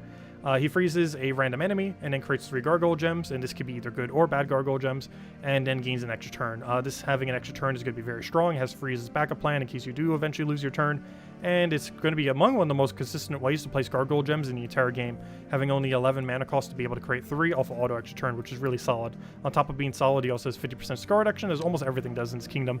Also keep in mind, almost everything here is a construct. The only things that aren't currently is literally only the epic. However, the mythic that we get at the beginning of next month will also not be a construct. It'll also be a Daemon Knight, similar to Herald of Torpor. So do be mindful of that. But we're getting a 50% mana start hero class for constructs this weekend on this Friday, so all these will be a lot stronger then. Next we have Hellgate, which is basically just better Fortress Gates. It ends up gaining a bunch of armor and barriers all daemons. Unlike the other ones that are used more so in constructs, this will probably only be used in pure daemon teams. Unfortunately, daemons do not currently have a 50% mana start. It does have Impervious with Stone Skin, which makes it decently tanky. However, it's pretty much almost never going to be used compared to other tanks, as pretty much all it does is tank. Next we have Herald of Torpor. He ends up destroying a row and eliminating a bunch of attack from the first 2 enemies, and is boosted by Purple Gems Destroyed. Oddly enough, this is a somewhat similar mechanic to that of Herald of Chaos, which kind of makes sense as he is a Herald after all. But overall, not really that good. Even Herald of Chaos is probably better than this guy overall. You might use him occasionally for attack reduction. However, there are better ways to attack reduce the enemy, like Wild Queen or Entangle, or you just using Elemental as hero class. So you're generally not going to be using this as a anti-skull measure. It also doesn't do enough attack steal. Also, hello Jason, welcome. Also, hello anyone else I might not have said hello to. Hello Beer, hello Dragor, whoever else I said hello to. Did you get the war coins from a quest line? Oh yeah, did we get the war coins?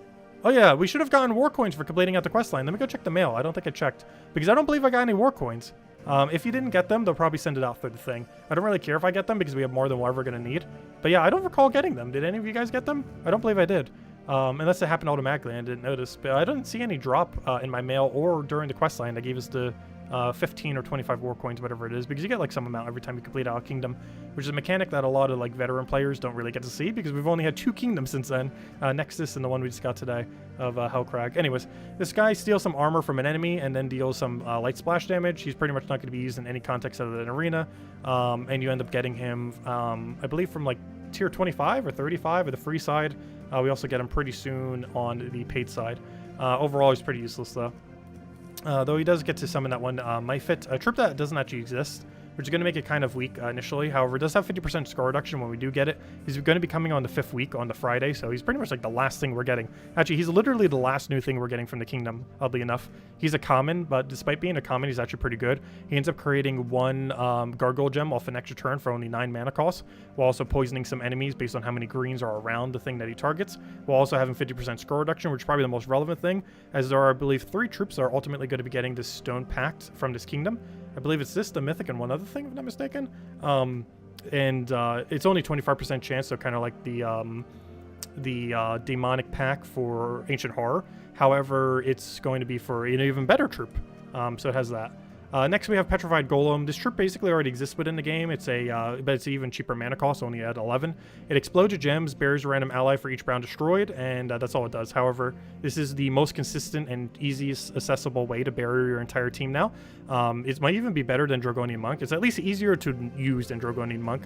Dragonian Monk might still be stronger, but from a new player perspective, or any player perspective, it is very annoying to use, as it is it takes a while to figure out where you need to cast them, as he's among one of the harder mechanics because of how the X shape works, whereas this is a lot easier to understand, just a 3x3 explode, which makes it quicker to use, and overall the most effective, cheapest barrier option in the entire game, being a rare. So that's pretty nice. And the last one we have here, unfortunately, is paywalled a little bit. You get it as the very last thing on the paid side. Unlike the other ones that we have mentioned, like this one and that one, you get 0 copies of it on the free side. Free-to-play players, you'll be able to get this in a couple months from now from the standard Glory Gem Guild and VIP chest drop table. You'll likely get it when trying to get the Mythic, either 2 or 3 Mythics from now. Probably 3 Mythics from now, because the next one's happening during the event. The other one's happening, I believe, in the time frame where it's not in drop table yet, and then I believe the one after, the third one, that's coming in a couple months from now. So that should be, what, October or September? One of those two. Probably October. You'll be able to go and get this guy, but he is actually pretty good, which is probably why they locked him a little bit. He ends up creating 5 Doom Skulls boosted by evil Gargoyle Gems. This on its own would be kind of bad. However, it's actually made good by his final trait. He creates an evil Gargoyle Gem when matching 4 or more gems. Even if you do get the paid side, we won't be able to fully test them, as the most optimal team for him will likely use 2 copies of him, so that for every extra turn you will create 2 evil Gargoyle Gems, as this will substantially end up increasing his ability. If you end up getting even 1 extra turn, that's going to be giving him an 11 Doom Skull creation. If you get 2 extra turns, you are going to be bringing him up to an absolutely insane 17 Doom Skull creation. Being able to have 2 of these with full mana and just go absolutely crazy with that is going to be insanely broken. You also have to keep in mind you're basically going to negative stats affect the entire enemy team, because if you already have 4, you're going to be getting realistically about 3-ish different ones per enemy. So like, let's say like Entangle, Silence, Curse or something, and then you do it again because the Doom Skulls are giving you extra turns. So if you have 2 of them on your team, you're obviously hitting some amount of extra turns by creating a bunch of Doom Skulls like that. Let's say you're creating like 11, 14, 17, something like that. So you're going to be able to get so much value from this troop. It's going to be insane. Unfortunately, we can't fully test them until we have 2, and even paid players will not be able to get more than 1 copy until free-to-play players have access to them. So even if you're playing free-to-play, you're not fully missing out on it, as even paid players will not be able to fully utilize this until free players have access to it, as most teams will utilize double Zenith, maybe even triple. I highly doubt you'd ever go quad though, but you will definitely double up on him, and maybe occasionally triple if there's some other really good 1 synergy trip they can maybe do. I'm not thinking of at the moment, but they're probably something. Nothing comes to mind off the top of my head, but we'll mess with it when we have them. Anyways, so yeah, that's all the troops, and that's pretty much all the everythings, I think. I don't know, what do you guys want me to go over? We'll go over it, because I wanted to do this stream for like an hour, hour and a half, maybe 2 hours. I don't know, we could still keep going. We could farm these. Of course, I want to save some for tonight. I also want to go get the video up, and I don't want to go to bed until I record that video, so, I do want to record that at some point. I guess one thing we could go show real quick is actually obtaining these things. So there are currently Battle Crashers available right now. For the next 5 weeks, you can kill 10 of these per day. If you buy the paid side, is advised doing this literally every single day. If you did the free side, you only have to do it until you finish out all the tasks, which is kind of a little bit funny, as if you're doing the free side, you actually don't have to do this as much. And the main reason for that is because of you don't get repeatable rewards, because on the paid side, you actually can keep doing the 5 final rewards over and over again. And by 5 final rewards, I'm referring to these rewards over here. Not these 5, but these 5 down here. You can end up repeating the token, the gem keys, the vault key, and the orb over and over and over again. If you have the paid side, as it says for the Royal Pass only. Because if you're on free side, as soon as you get this Ruby Bitter, that will eventually be a $5 money locked weapon, so definitely make sure to get it for free. You don't get any rewards once you get this. Like, you're done. You just ignore them forever.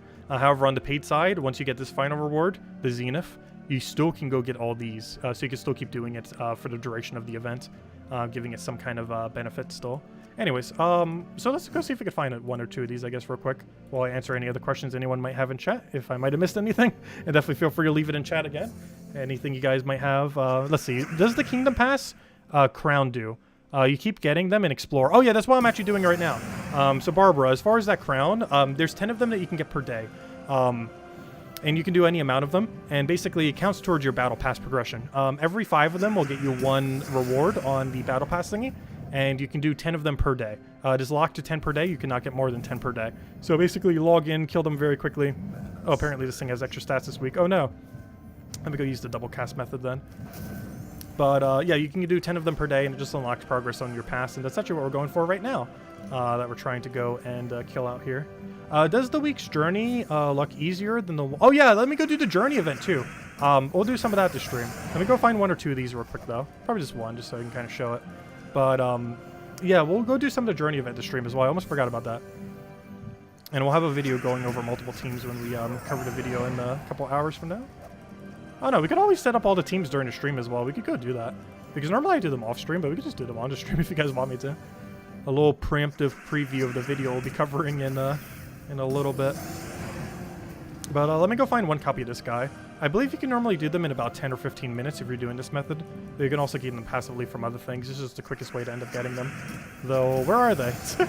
We haven't gotten one yet. I'm actually surprised we haven't seen one yet. We are using the quickest way to possibly get them as well.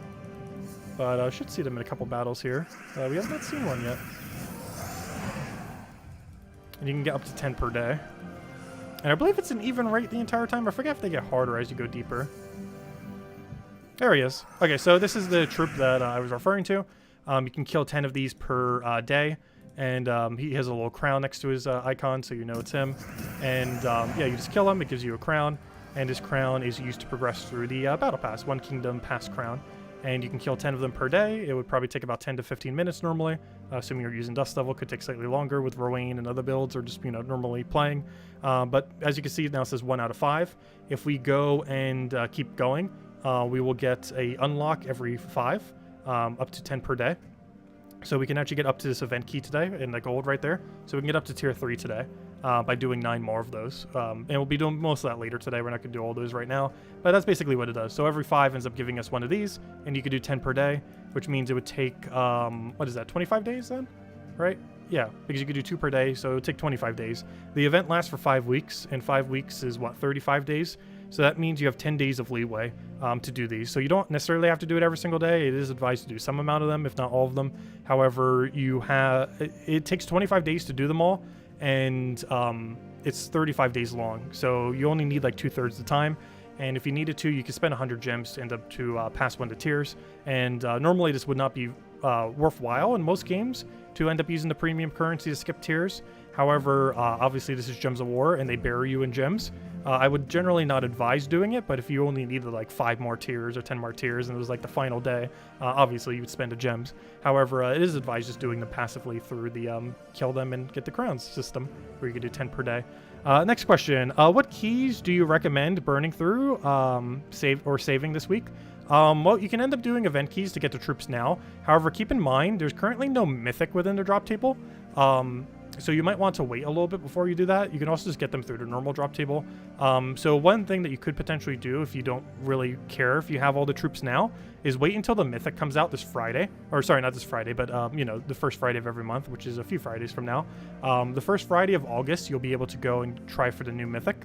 And while you're using Glory Gem Guild and VIP chest to try to get that mythic, you'll be constantly getting the new troops as well. So if you want to save on resources the most, I would just wait until the mythic comes out on August, what date is it? August 1st. Oh, it falls on the 1st. So on August 1st, oh, sorry, that's the Monday, my bad. August 5th. August 5th, you'll be able to go and use Glory Gem Guild and VIP chest to get the new mythic. And while doing so, you'll be able to get all the things that are currently in the event key drop table. Keep in mind, there's also a billion other things in the drop table. However, you will be able to get those troops passively without spending any event keys. So if you're someone who doesn't have like near infinite event keys, if you only have like a few hundred or a few thousand, it might be worthwhile to not open event keys and simply just wait until you go for the mythic and just get the mythic through normal means, and you'll passively be able to get those troops as well, which is the more economical way to do it. Though I have so many event keys, I just threw down 400 event keys and just maxed them all, because it doesn't take that long. There's only 5 things in your drop table, so you get the max pretty quickly. You could even just throw like 100 and almost max them that way and just use a blue orb for some if you want to go down that route. But you can also just use a bunch of event keys. Also, don't forget, you can claim 10 event keys per week as well. Spoils of War right over here. You get to it by going to shop and then clicking on resources and then clicking on this. And you can get 10 event keys per week for basically free. 1,800 glory. For how much glory you can get through glory gnomes and stuff, that's basically free. But yeah, you can end up getting 10 event keys every single week. So if you haven't already been claiming that, you can. I normally don't show it because after you claim it, it goes away. I'm not sure why it goes away, but it goes away as you can see. However, definitely make sure to do that if you haven't already been, as it's basically 10 free event keys every week. Can you make a team with Mountain Crusher and Chernobog? I don't know. Is there any reason to use both? Because Chernobog is Mountain Crusher. So you don't need both of them on your team. You would only need one or the other. Because that was what I was mentioning earlier. Chernobog basically just is Mountain Crusher. So it would make it so you wouldn't need Mountain Crusher. Like the instance you would use Chernobog, there's two reasons you would use Chernobog. You want Perpetual Brownstorm because your team desperately needs it for whatever it's trying to do because you have a lot of Browns on your team. But the second reason you'd want to use Chernobog is you want the benefit of Mountain Crusher, but you don't want your hero class to be Mountain Crusher. So let's say, for example, the new hero class is coming out this Friday. You want to have 50% mana start to all constructs. Instead of using Mountain Crusher, you can now just use Chernobog and still have 50% to all constructs and then have some other weapon on your hero class. So it basically frees up your hero to not have to be Mountain Crusher. So yeah, it opens up a lot of possibilities, as basically Mountain Crusher is almost useless now. Not super useless, you know, there's still some niche instances you might use it. But Chernobog basically allows you to free up your hero to use something really broken like Elementals or whatever you want to do. And they still have the effect of Mountain Crusher basically. So it's pretty strong in that regard. And you'll basically always have Brownstorm forever. Unlike, it doesn't get Brownstorm on cast like Mountain Crusher does, but it gets at the start of every turn, which if anything is actually technically better than how Mountain Crusher does it. Anyways, but yeah, any other questions, definitely leave it. Anything I might have missed as well, we'll make sure to go over them all. Next thing, let's go to the Journey event. I almost forgot, I didn't actually show anything for the Journey event. So let's do the Journey event, and then we'll do a bunch of teams. And by do a bunch of teams, I mean make a bunch of teams. And with that being said, I need to go make a team right now. So this event, if you want to really wait it out, this event becomes a lot easier to do this Friday. The reason I say this is we currently do not have 50% mana start. This will be something we obtained this Friday with the hero class event. So if you want to do this event as efficiently as possible, like let's say you're going for the achievement, I would advise doing it this weekend, as it will be way quicker to do this event this weekend than it will be to try to do it on Monday, Tuesday, Wednesday, Thursday this week. So I would wait till Friday if you want to do it as optimally as possible. So do be mindful of that if you're going for the achievement. Anyways, so we're restricted to constructs. We have to use the Chalcedony. Mostly because she is the Pathfinder. Keep in mind, you do not gain any benefit from multi-up on it. I can't actually do it because I don't even have another copy. However, not what I meant to do. You do want to use her on every single one of your teams that you're going to be using for this event, as she gives you 3 times the amount of miles. So she's basically required. Or not required, but you know, you definitely want to use her on your team. It's basically kind of like a bounty captain, except unlike bounty hunter, you don't have to set 4 troops that are all bounty hunter. You only have to set her and you're good to go. And she does not stack, so you can't set like 2 of her, 3 of her, 4 of her. It does not give you any additional bonus. You only need 1, as having more does not give her more of a benefit. Anyways, Gargoyle actually seems kind of fun. We might go down the Gargoyle route. We could go double double Horde Mimic. For any of you that didn't see, we actually got a Horde Mimic this week, by the way, as you can tell by the 2 of them. Hey, 69. But anyways, yeah, we do have Horde Mimic, or 2 of them now. We got that earlier. We got really lucky on last week. Anyways, with a lot of drops. I think we're going down the Gargoyle route. I think I want to go double Gargoyle. You know what? We can use Stone Slicer too. Unfortunately, Stone Slicer, this is probably the more expensive team because Stone Slicer is a weapon that some people might not have access to. Wait, where's Stone Slicer? Oh no! Wait. Yeah, never mind. We can't use Stone Slicer. My bad, my bad. I forgot. It's still brown restricted. No. Oh, that changes things slightly. Oh, wait, what hero weapon would we use then? Hold up. What even is the hero weapon? Let's see. Hold up. Hold up. I forgot we can't actually use it. Yeah, the brown locked, so we can't actually use that weapon. Wait, what weapon would we use in this context? Doomed Club? I'm almost considering Doomed Club, but what are we using for mana accumulation then? Because we kind of need hero to be mana accumulator. And this book is not good for mana accumulating. Oh no, hold up. We need a good mana accumulator. Then again, she kind of does that, doesn't she? So let's have her be our first slot, then follow it with like Doomed Club, and then have the Gargoyles behind it. I think that'll be fine. Yeah, let's do it that way. It'll also be a lot easier to make the cheap team too. Because a cheap team, we could just do one of the easier weapons. Like, we could just even just do this if we wanted to. Though it doesn't scale too well. I don't think it gets a good benefit here. But yeah, our weapon selection isn't that good then. Aw. Yeah, this has Brownstorm on it though. And Hunter's Mark and all that. Man, as well roll with Doomed Club. And we'll have our mana accumulator like that. We definitely want to have double brown, and given that we're blocking it, we do want to go that one red to make sure they get their divisible by 4, or 7, I mean. Because when we surge, it's 7 mana, which means we could 2-turn Gargoyle. And if we had half mana start, we could actually 1-turn it. Unfortunately, we don't get that till Friday. Let's see. And then we do that banner. And then we set our class to... So obviously, this would be Construct Hero class. However, Construct Hero class doesn't come out till this Friday, so... I guess our next alternative is use Titan for now. However, this will obviously be Construct when it exists this Friday. However, we can't do it now because it doesn't exist. But yeah, Journey Event, the basic way that Journey Events work is very straightforward. Take whatever once is a higher mile number. That's pretty much the furthest complexity we have on this mode. It's pretty straightforward. Oh wait, did I have stone in the bar? Hold up. Did I accidentally have stone in the bar? I didn't even notice. Wait. Did I accidentally have stone in the bar? Or are there other weapons I didn't notice? Oh no, I don't have... Oh yeah, there are more weapons. Okay, never mind. We have Black Manacle. Wait. Oh yeah, duh. Oh yeah, we have access to Black Manacle. Oh yeah, we got access to a lot of stuff. Never mind. Yeah, Black Manacle will be the cheap way. My bad, yeah. I accidentally had stone in the bar, so it was showing us way less. I was gonna say, there's no way it's that few. But yeah, never mind. We have a lot of options. But yeah, Black Manacles is the cheap way of running this team. Actually, that's literally the cheap team right there. Is her Black Manacle double Gargoyle. That's literally the cheap team. So I might need to show a different one for the more expensive team then. But for now, I guess we'll roll with this. But yeah, that's your cheap team right there. Because that you get for free off a level up. She you need to use anyways, and double Gargoyle you get very easily from the faction thing. But yeah, that'd be the cheap team. It's her Black Manacle double Gargoyle. But for now, we'll run it with this weapon since it's slightly stronger. Yeah, I didn't even notice that. My bad. But if anyone knows the other questions, definitely let me know. Also, definitely feel free to leave a like on the stream. Helps out a lot and is greatly appreciated. Also, would you guys be interested in this kind of stream at this time of day? Because I know some of you can't normally end up making it for the other stream. I don't know. Do you prefer the stream time? Though polling it now might actually be a little bit biased.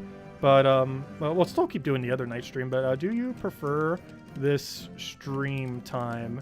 Yes or no? That's going to be the question. This might be a little bit biased asking this now, so I'll probably ask it again tomorrow night. I mean, tonight, when we do our normal stream at our standard 8 p.m. Eastern Standard Time, which is in, what, 18 hours from now, whenever that is? Anyways, do you prefer the stream time? Yes or no? There's the question. I might be a little bit biased, given that we're literally doing a stream right now at this time. But I'm still curious what it comes out to. We'll pull it again tonight, though, where it'll be less biased, since it'll be the normal time we stream. Because we normally don't stream at this time. And I know for Europe time zone in particular, the stream time works a lot better, because this is Europe morning. For America, it's a little bit weirder, though, because this is, like, literally the dead of night. It is 4:30 a.m. right now, in my time, which means anyone in America probably does not like this time, which I believe is the majority of our viewer base, though not all of it. Like, half of it's not America, though they're still kind of in towards, like, the same time zone, though. Because I think only, like, 40-something% is America-based, which is definitely our highest percent, but it's definitely not, the entirety of it, obviously. But I know our normal time's a little bit weird for Europe, because I think our normal time for most areas in Europe is basically this time my zone, which is like the dead of night. Let's see. But yeah, this is pretty much just the journey event in a nutshell. You just keep taking the highest number, it just keeps getting harder and harder. And it's a pretty straightforward event. If you haven't gotten an achievement from it, now is your time to do so as well. It requires you to get 20,000 miles in a journey event. This unfortunately does require quite a bit of gems if you want to get it all done in one event. However, it is one of the more unobtained achievement if you want to try getting it, if you haven't already. In Australia at 6 p.m. Yeah, the company that made this game is based in Australia, oddly enough. Which is why their reset time actually isn't that weird of a time for them. Even though it's kind of like the middle of the night for us. What gets harder and harder? The enemies. So as you can tell over here, notice the level. Currently it says 36 and 37. It's going to keep going up. It's going to hit like 500 something. Actually, doesn't it go above 500? Does anyone remember? Doesn't it go to like 1,000? But yeah, it just keeps going up and up and up and up. So your enemies will keep getting stronger. Like right there we saw it was level 37. If we go back to it right now after we clear out this battle real quick. it's going to be like level 40 or something. So they do get incrementally stronger over time. So we saw it was 36, 37. Now it is 38, 39. And that number is just going to keep going up and up. It's not that noticeable yet because we're still pretty early. But that number does start getting into the hundreds upon hundreds. So it can get a little bit hard. I do not advise trying to go for the achievement if you're a newer player, as the difficulty of this mode actually scales quite high. For later in the game, it's not that big a deal. You'll be able to deal with it with pretty much anything you have laying around. But earlier on in the game, it can be a little bit hard depending on what your stats are. Though if you have a bunch of potion effects and everything, like if you're going all in and already have the potion effects, it might be fine. Because you have to keep in mind you will have X to barrier, you will have bless, you will have several extra stats. Because you have to buy this, I think, a couple times. I do not remember how much you need to do it all in one event.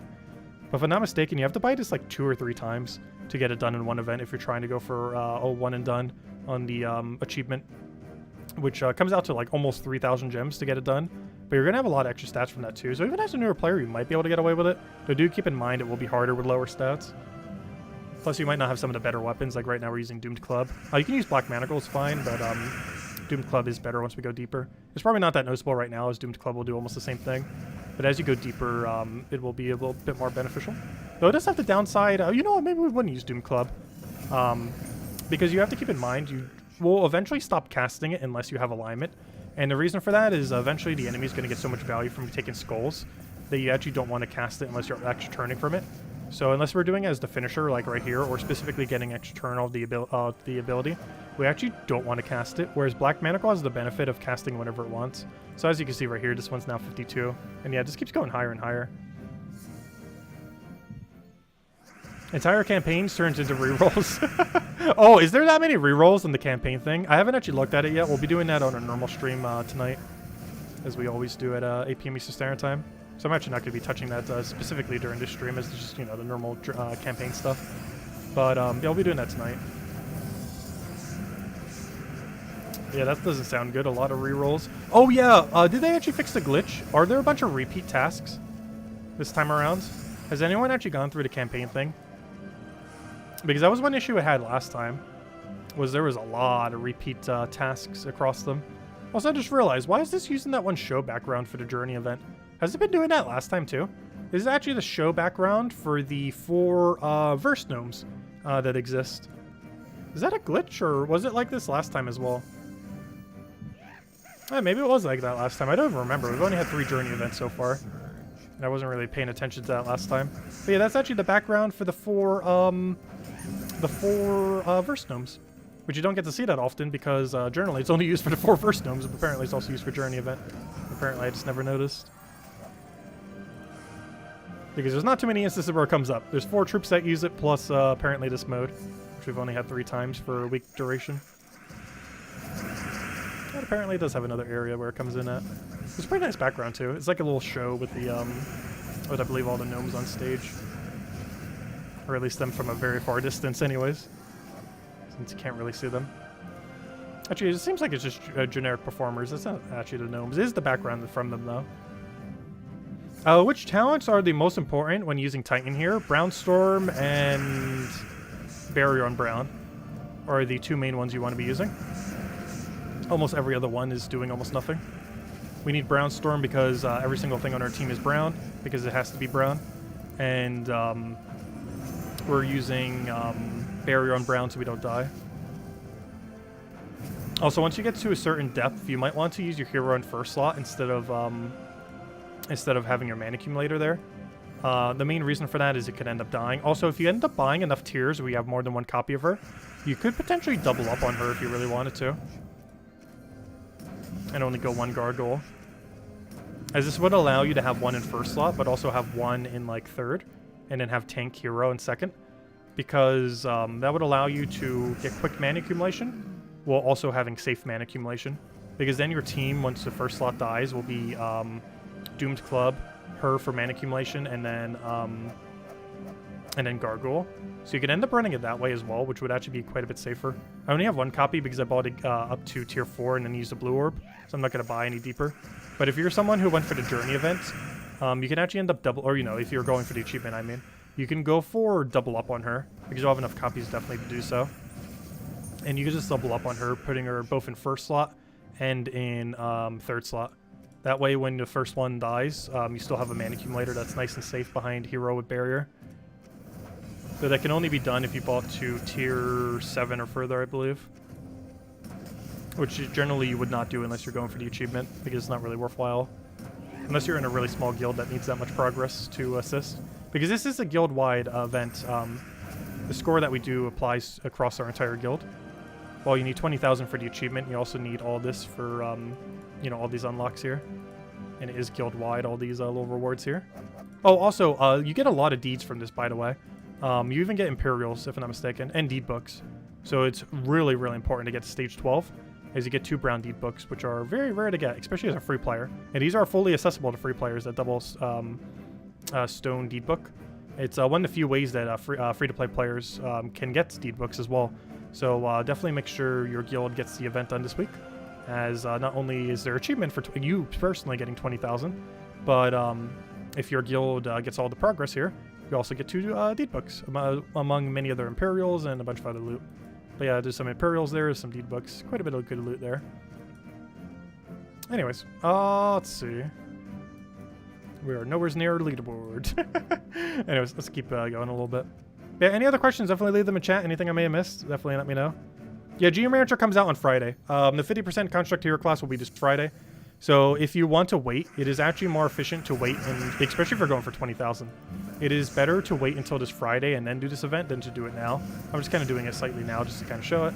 However, it is actually more beneficial to just wait till Friday, as you will have a 50% construct mana to start, and your entire team is forced to be construct, so it is going to be very beneficial to complete out this area, as you'll have a huge bonus from that compared to running it with like Titan.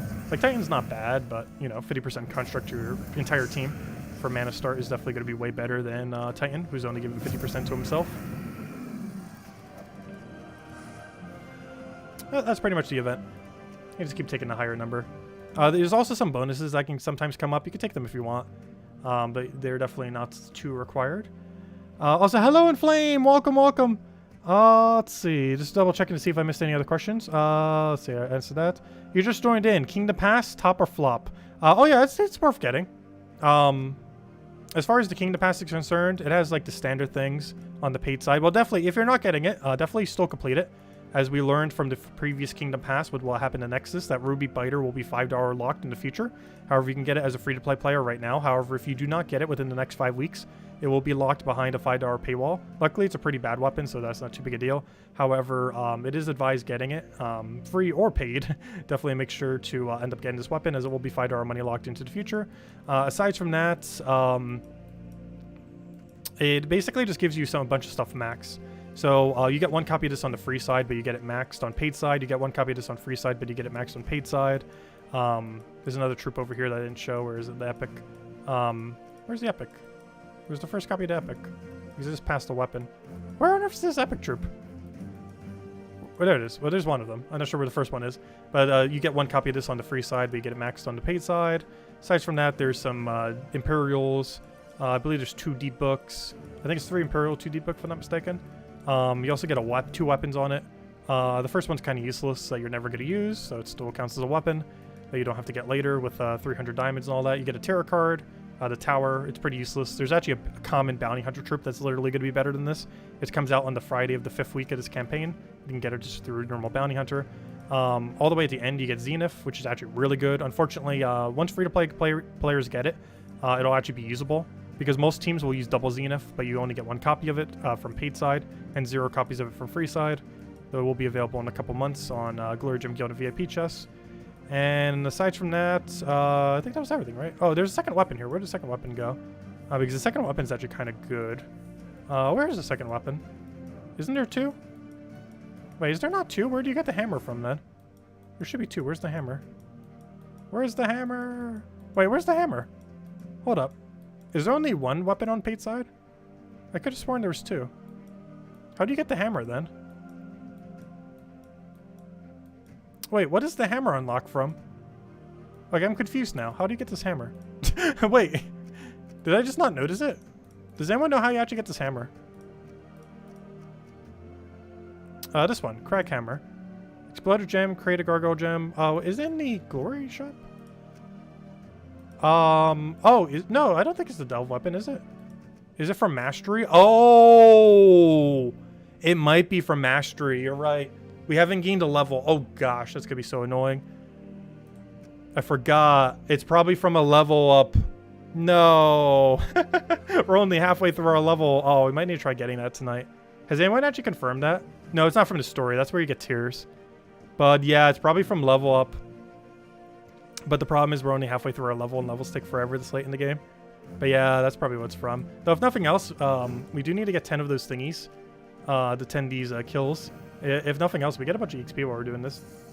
It's probably in the Hellcrag bundle, but I believe you get it from leveling up as well. I am pretty sure you get it from level up. I am like near guaranteed you can get it from level up. I highly doubt it's actually $50 locked. But I am like, that's even more of a case for it being level up, because that's where the level up weapon normally is. But yeah, I am near guaranteed it is from level up. We could check Terran's word on it later. I don't think it's updated immediately. But I am like 99% certain it's from level up. Right now I'm just trying to find one of the progress things. So basically the quickest way to try to get progress on the Kingdom Pass, you can get 10 crowns per day. The way that you do it is just win Explore very quickly. You can get it in other locations where gnomes are normally found, however, as gnomes normally are, it is quickest just to do an Explore. So low level Rowan, Phoenicia build, maybe if you want to Explore 12 Zugoth, you could do it with obviously, you know, quick kill Dust Devil, which is the quickest way to do it. But any method that you want to do, the quicker the better. Will end up giving you your 10 crowns. Though apparently he just wants to give us gnomes. What color Mastery? Probably brown and red, I believe it was. Though you likely already have it if you're even above level 200, as generally doesn't require that high of a Mastery. But yeah, this is the crown guy I was talking about. You need to kill 10 of him per day. It takes about 1 minute per minute. You can get about 1 kill per minute. Should take about 10 to 15 minutes to kill all 10. We're not going to do all that right now, though. I'm going to try finding another guy. Oh, there he is. Oh, we already found it back to back. But you have to kill 10 of them per day. It doesn't take too long, though. And if you're already doing some things, you might get it done passively. Like if you already do some Explore 12, I believe you could appear on Daily Adventure Board, which I haven't done yet because I believe one of the objectives might require it. You can find them, you know, pretty much anywhere where gnomes normally appear. Oh yeah, the Tears weapon is actually pretty good. It's in the top 3 best extra turn weapons. We were talking about it earlier. Though do keep in mind, we actually did test it. The cleanse takes place after the freeze check, which means you will lose your turn if you're frozen, you're casting it. There we go, we got crown number 4. I don't want to claim all of these right now though, because I want to save one for the video and at least one for the stream tonight. So let's go find one more of this just to kill real quick. But as you can see, it doesn't take that long, like 10 to 15 minutes. Could be even quicker if you get lucky. I think 10 to 15 is normally where it averages out to per day. And you have to do that for basically 25 days. You have 35 days because it lasts for 5 weeks. And you only need to do it for 25 days to get all the rewards. Obviously, you don't have to do the full amount every single day, though it's generally advised to, if you have the time. So that means over the course of the entire event, you only have to farm for it for about 250 to 300 minutes or so, which isn't too bad, because that comes out to, what, 4 to 5 hours, basically. So for 4 to 5 hours over the next 5 weeks, you basically just have to farm for this directly, with a Dust Devil quick kill or something similar. Yeah, it doesn't take that long. We already did 5 out of 10 today. We'll do the other bit a little bit later. And one reason I wanted to show this is whenever you do 5, you can claim the next tier. So as you can see, the next tier is now unlocked, and we can click collect rewards, and then boom, we get all the rewards, and now they're marked for collected. And keep in mind, if you don't want to get the pass until later, you do still get the unlock. So let's say you get to tier 17, or let's say like 34, and you decide you do actually want the paid side, you can just simply pay for it and you get all of them. It's how, you know, a standard pass would normally work. But yeah, if you want to purchase the thing later, do not get the $10 thing though. That's very useless. But the $8 one, to actually unlock the pass, it's decent value. You get a lot of stuff from it. But keep in mind, you can do it at any point. So even if you decide like midway through, you can still end up getting it. But yeah, I normally do it just to kind of support them doing new kingdoms. It's not too bad. But do keep in mind, if you are going 100% free to play, every single thing on paid side you do get for free at a later point. Just make sure if you are on free side, you do definitely want to get this ring, as it will be $5 money lock later. And of course, if you are near the end and you want to skip some tiers, you can spend gems to do so. I'm not going to be doing this. Maybe we might just to do it like one day early if we want to get like a certain thing early. Like for example, we can get the mythic or the legend one day early by using it there, because you start with one tier already unlocked, which means technically you only have to do 49 tiers because you already start with the first one by default. which means on the 28 days in, or sorry, not 28, math, 24. 24 days in, we're going to be at 49. So that means on that final day, we could just use the gem and then have it a day early if we wanted to. But anyways. So anything else anyone wants me to go over? Otherwise, I think we're going to go build all of our teams. And then I'm going to go probably grab breakfast and then go record the video and go from there. But yeah, let me go build some teams for this event. So this will be the, I guess the more expensive team. And then the cheaper build. Oh no, we should probably make this as cheaper build. I'm going to mention this as cheaper build. And we're going to do it as black manacle so it's even easier. Though I do need to change the banner if I'm doing that though. I need a brown, I need brown, yeah, brown red still works. Because we need +2 brown, +1 red, but I need a minus a different color. So we can actually use the new Hellcrag banner. Perfect time. As it works perfectly in this situation. We could also use the minus... Oh no, actually this works perfectly because we actually don't want minus yellow. So hey, we actually get a perfect instance of using Hellcrag. Because we don't want a minus purple because we're using black manacle. We don't want a minus yellow because we have her. So we can use the new banner, which is the only other way to do +2 brown, +1 red. So that's cool. So that will show off the new banner then. And that's a cheap team then. Actually, I should probably put that under the cheap slot then. And then we need to figure out what the more expensive one is. Technically, the more expensive one, I can't actually show. It requires 2 copies of her. And I don't want to have to buy another tier as it's a little bit too many gems. Oh, there's the weapon from earlier. So I'll put that there. Oh, so it's still called World Event. I should probably call it Journey Event, shouldn't I?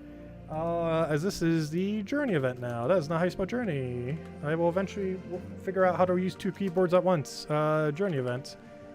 So we have that. Boom, Journey Event. And then we have Journey Event Low. Actually, I could just replace out that one word, couldn't I? There we go. Oh no, Journey doesn't fit. No. There we go. Journey Event Low. Okay, there we go. And now I just need to figure out a different one for the higher one. I could literally just show the same thing and just show it with the other weapon and just explain the other thing. Which might be the way we go, because what's all of our options? And obviously both of these will use the new hero class that comes out this Friday. Let me do it by base rarity, let me see. Can we use any kind of weird gimmicky thing with really high rarity stuff? Oh, we could use the new legend actually. Which that sounds fun. Let's use the new legend and use Doomed Club. Actually, let's use the new legend as our first slot mana accumulator. Because then we could do it in this team and have it like that. And use him as our mana accumulator. Oh yeah, that works. And I don't even need to mention to double up on her. But that would still be relevant for the cheaper team if you happen to have it and you're going for 20,000 miles. But there we go. We fixed our issue. Because now this was the combo I was talking about earlier. Doomed Club into her in third slot and then Gargoyle. Because once your first slot dies, you have a really good triple combo set as your team. And you're denying green, a color you do not use, which is really solid off of that. You have her creating a bunch of brown. You have him for Perpetual Brownstorm while also tanking. So it ends up working out pretty well. But yeah, we'll show that one then. And of course, we're showing it now as well if any of you guys want them. Though the copy paste for them will be on the video that we'll cover in a couple hours. But we're just doing the team building now because why not? We're already on stream. There's something I'll be doing right now anyways. So the game plan now is we'll do this on stream. I'll go grab breakfast and end the stream. And then we'll go cover the video after I finish breakfast then. And then I need sleep. Though I did get a little bit of a nap before this stream, but it is like 5 a.m. right now. We're about to be in a couple minutes. Anyways, okay, so that'll be our team for the more expensive one then. If anyone still has any questions, that would be a great time to ask since we are live right now. But most of us to stream, we're kind of just doing the event video teams, just making them from scratch. Every single one that we need. All right, next we have the faction event. Let me actually double check. I actually don't remember what the faction event is. Normally whenever I forget, I'll just check Terran's World. I think it's actually showed in game. Why am I checking Terran's World? We can literally actually see it right here. We can see that the event is, oh gosh, I forget which one it is. So we could just base it based on the icon. So it has like that red thing in the middle there. Let's see, I actually forget which one this is off the top of my head. It's not that one, right? Hold up. This one's actually throwing me off. What kingdom is that? It has like the red glaring eyes. Not that one though.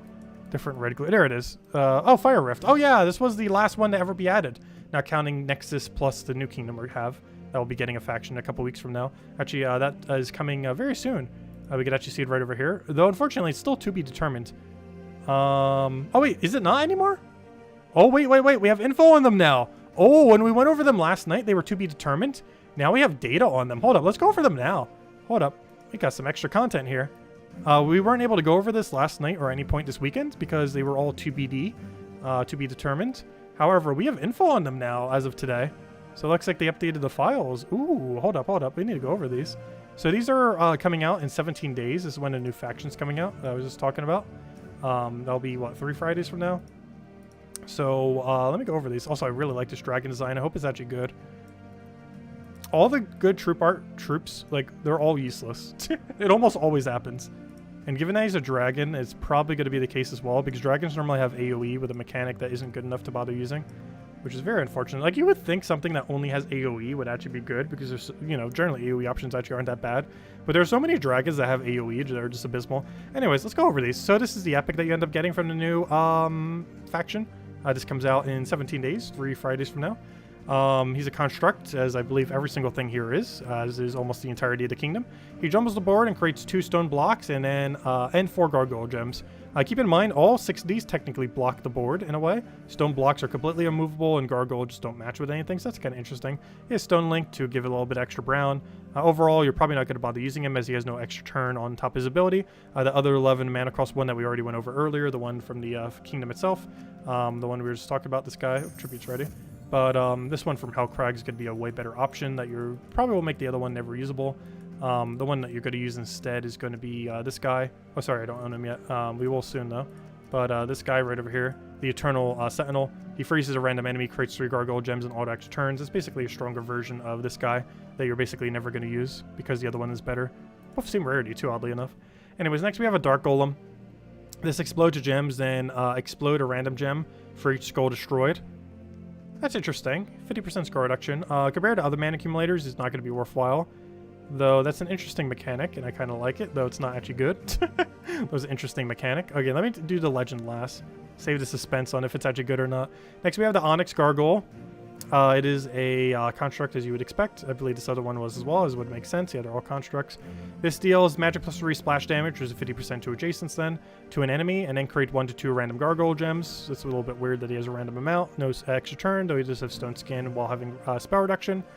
So somewhat tanky, but his ability is pretty average, so you're probably never going to use him other than in arena, and that's it.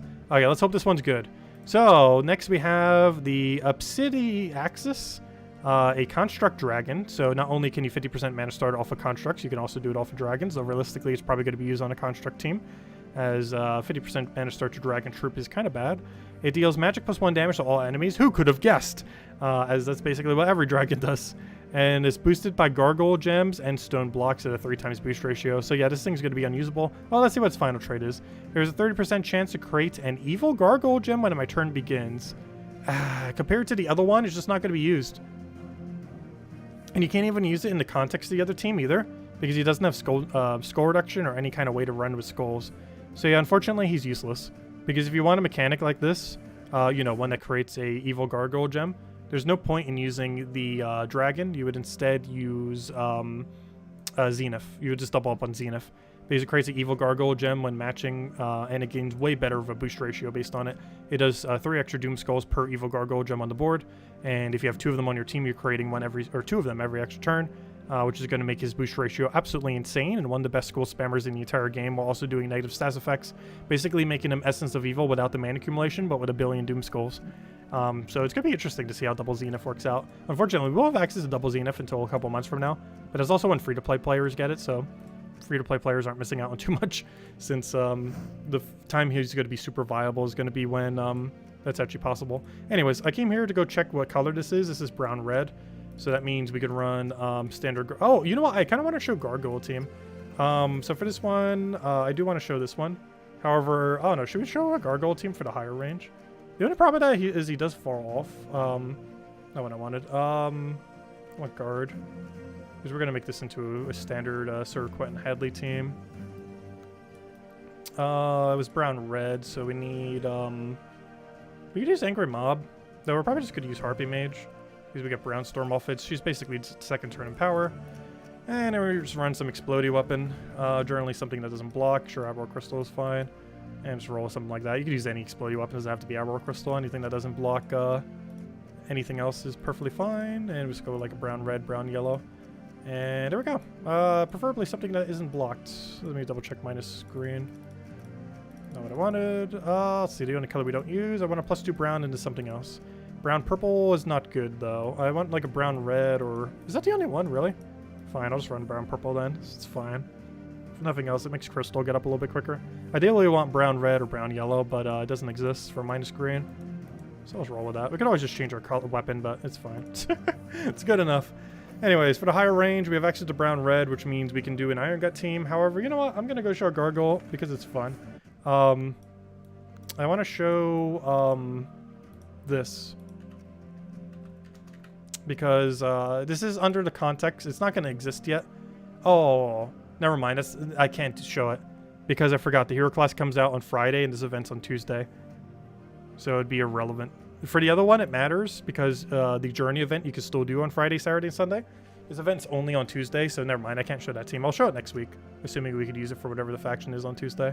But yeah, I can't show it this week because hopefully I got Stone Slicer again soon too. But yeah, I can't show it this week because it's not actually available. Anyways, I'll show some kind of Iron Gut team then. So we'll go Iron Gut. We'll go we'll do Angry Mob as our mana accumulator. Probably Hero with something in first slot. Hey, we could do Mountain still. But you know what? Let me go use the new troop here. Let me go use the Perpetual Brownstorm guy. I completely forget his name. He's brown, purple, all color. Where is he? I forget his name. There it is. Oh, no wonder why I forgot his name. The Chernabog. That weird name I couldn't get earlier. And then we'll put Hero with something. Oh yeah, Hero could be anything. What are we missing? We're missing green. Ah, too bad we can't use... You know what? I'm putting the new flask in here. I'm just gonna do it. Good old flask. Because we have plenty of stuff to... or not that flask. Not that. I meant tier. Wrong extra turn weapon. Oh, but his full mana blocks it. I can't. Oh. I need something with green. What's that not useless green weapon? What's under the category of non-useless green weapons these days? Doom to Glaive is kind of fun. It denies brown, which we actually have a billion of, so you know what? That's actually going to be really strong. It could backfire some, but we're using it more so as our finisher. More so than anything. So yeah, we'll put it on our team. Yeah, it could be our last slot. Yeah, we want it in that order. And then we set our banner into all-in brown. Probably +2 red, +1 brown, oddly enough, even though we have so much Brownstorm. The main reason we actually want it to be +2 red is mostly because of... oh, actually we could go +2 green-red as well. However, I actually want to go, I believe, +2 red-brown, which might seem weird given that we have Perpetual Brownstorm and everything. However, it allows Angry Mob to feed directly while still having the other guy there. Oh no, we could do it either way, it doesn't really matter. You know what, I'm actually going to go this way, because we get to minus purple, and I'd rather minus purple than minus a different color in this situation. Because we're getting all his mana easily from brown. So yeah, I'm going to just go this way. I'll make it a little bit harder to get Angry Mob up, it doesn't really matter too much. And I just go with Titan, because unfortunately we don't have the Construct Hero class yet. And that'll be the faction one then. Anyways, next, Pure Faction. What's the faction name again? I actually already forgot what it was called. It was called, I believe it's under D, right? No, it wasn't Depths of Sin. What's the Broken Spire? I know it's the Broken Spire faction. I forget its name now, though. I was literally just looking at it. Fire Rifts, there it is. I knew it was around D. Okay, let me go find the troops for this. Fire Rift, Fire Rift, Fire Rift. And if anyone still has any questions, let me know. Oh, sorry, Inflame, you mentioned one. Let me get double look back. Hellcrag, max power level is 3, yes.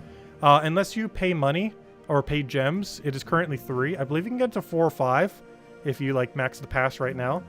But realistically, the max is 3. I think theoretically it is 4 or 5, probably 5. But most people probably aren't going to bother spending gems and or money to get it done quickly. Definitely not worth doing money, and it's not really worth doing gems either. Even if you have a lot of gems, it's probably just worth waiting. I'm looking for... Gosh, I am... my brain is not working at 5 a.m. in the morning. Anyways, let me go and put in our Pure Faction team here. So for this, we want to go... Let's see, double check what's even good here. I believe you just spam this guy, right? With Legends. He deals damage to all enemies boosted by red and brown, so he does a lot of AoE. Elemental Dragon. Creates a Lava Storm, which if I'm not mistaken is brown-red. 25% chance to convert a red gem to a burning gem. Yeah, seems fine. And just do that with a tank. Who's the tank of this kingdom? Convert all gems of a chosen color to burning. No. There's nothing tank in this kingdom? That's concerning. Yeah, is there no tank? Deal damage, gain armor. Yeah, you literally just spam the thing, and this is a mana accumulator worth going. Convert all gems of a chosen color to burning gems. So you could do that basically as a red converter. It's basically just red converter, but they're burning. 25% chance to convert, that doesn't help us. Because it's still gem neutral, because you're just converting a red gem into a red gem. So yeah, you either go forward to legend or you go the mana accumulator into a bunch of the legends. I guess for just to have more mana coverage, we could go the other way. Because this allows us to convert into red. So what we can actually end up doing here is a +2 red, +1 brown. And feed it that way. So whenever it does end up doing its burst, we end up getting more value from it. And it was minus something we don't need, like, oh, we might as well use Fire Rift Banner, the minus blue there. And yeah, we'll just go down that way. So we'll convert anything we want to red, use that as our tank, kind of, even though it's not. We could also run it this way if you wanted to. Or it depends how you want to do it. Which I guess is technically slightly safer that way. But you get mana accumulated on it. Oh, wait, actually, it's fully blocked that way. Yeah, you actually would want to run it in first slot. Though you can also just run 4 Magma Dragon if you want. But there we go. All right, that's the team. Anyways, next we have not Barbarian class, but guess what? The new class. This is called the Geomancer class, a class that actually does not exist. The event for it is this Friday, not Thursday. If I'm not mistaken, there's actually no Thursday event in that regard. One thing we don't have going on this week, there's actually no event on Thursday, because whenever we have a Friday new class, we actually don't get it until later. So if I check the class right here, you'll notice there's no Thursday event. It's only Friday because we're getting a new class of the Geomancer, as it says right there, as you can see, which is a really strong Construct Hero class. If you buy the Kingdom Pass, you don't have defined Battle Crashers for the day. No, you still do. You still have to do it every single day if you buy the pass. But if anything, you actually have to find the Battle Crashers more if you pay for the pass. The reason for this is if you pay for the pass, there's a repeatable reward once you finish out the pass that you only have if you paid for the pass, where you get like an orb, some tokens, you know, some other knick-knack stuff. That's not too bad. It adds up. But you can do that every single day to get 2 of them by killing 10 of the things. Whereas free players, actually, once you complete out all 50 tiers, you can just stop because you don't get any rewards beyond that.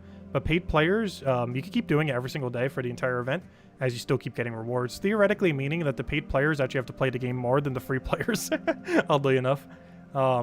Because you can keep repeating the final 5 rewards. The rewards 51 to 55. Hey, what were we doing here? I need a Geomancer team, which means we have to use constructs specifically from the kingdom. Unfortunately, this means we do not have too many options, because that means we have to use Hellcrag constructs. So in all fairness, the entirety of the place is pretty much construct. However, that means we have to build a team out of this. So we'll do that. We'll do that.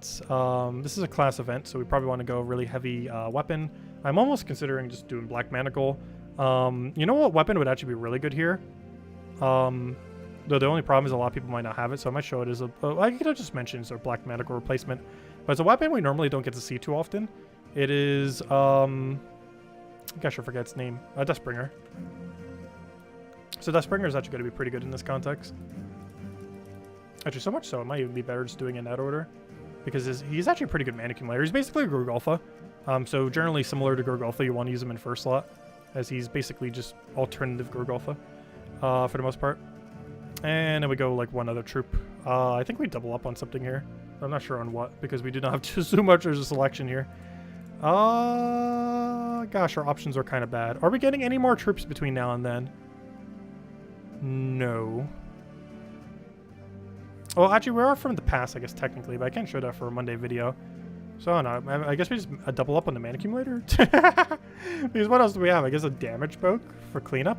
Wait, he hits 2 random enemies. Hold up. 2 random enemies means he double taps. We're actually going to use a Crag Hound here.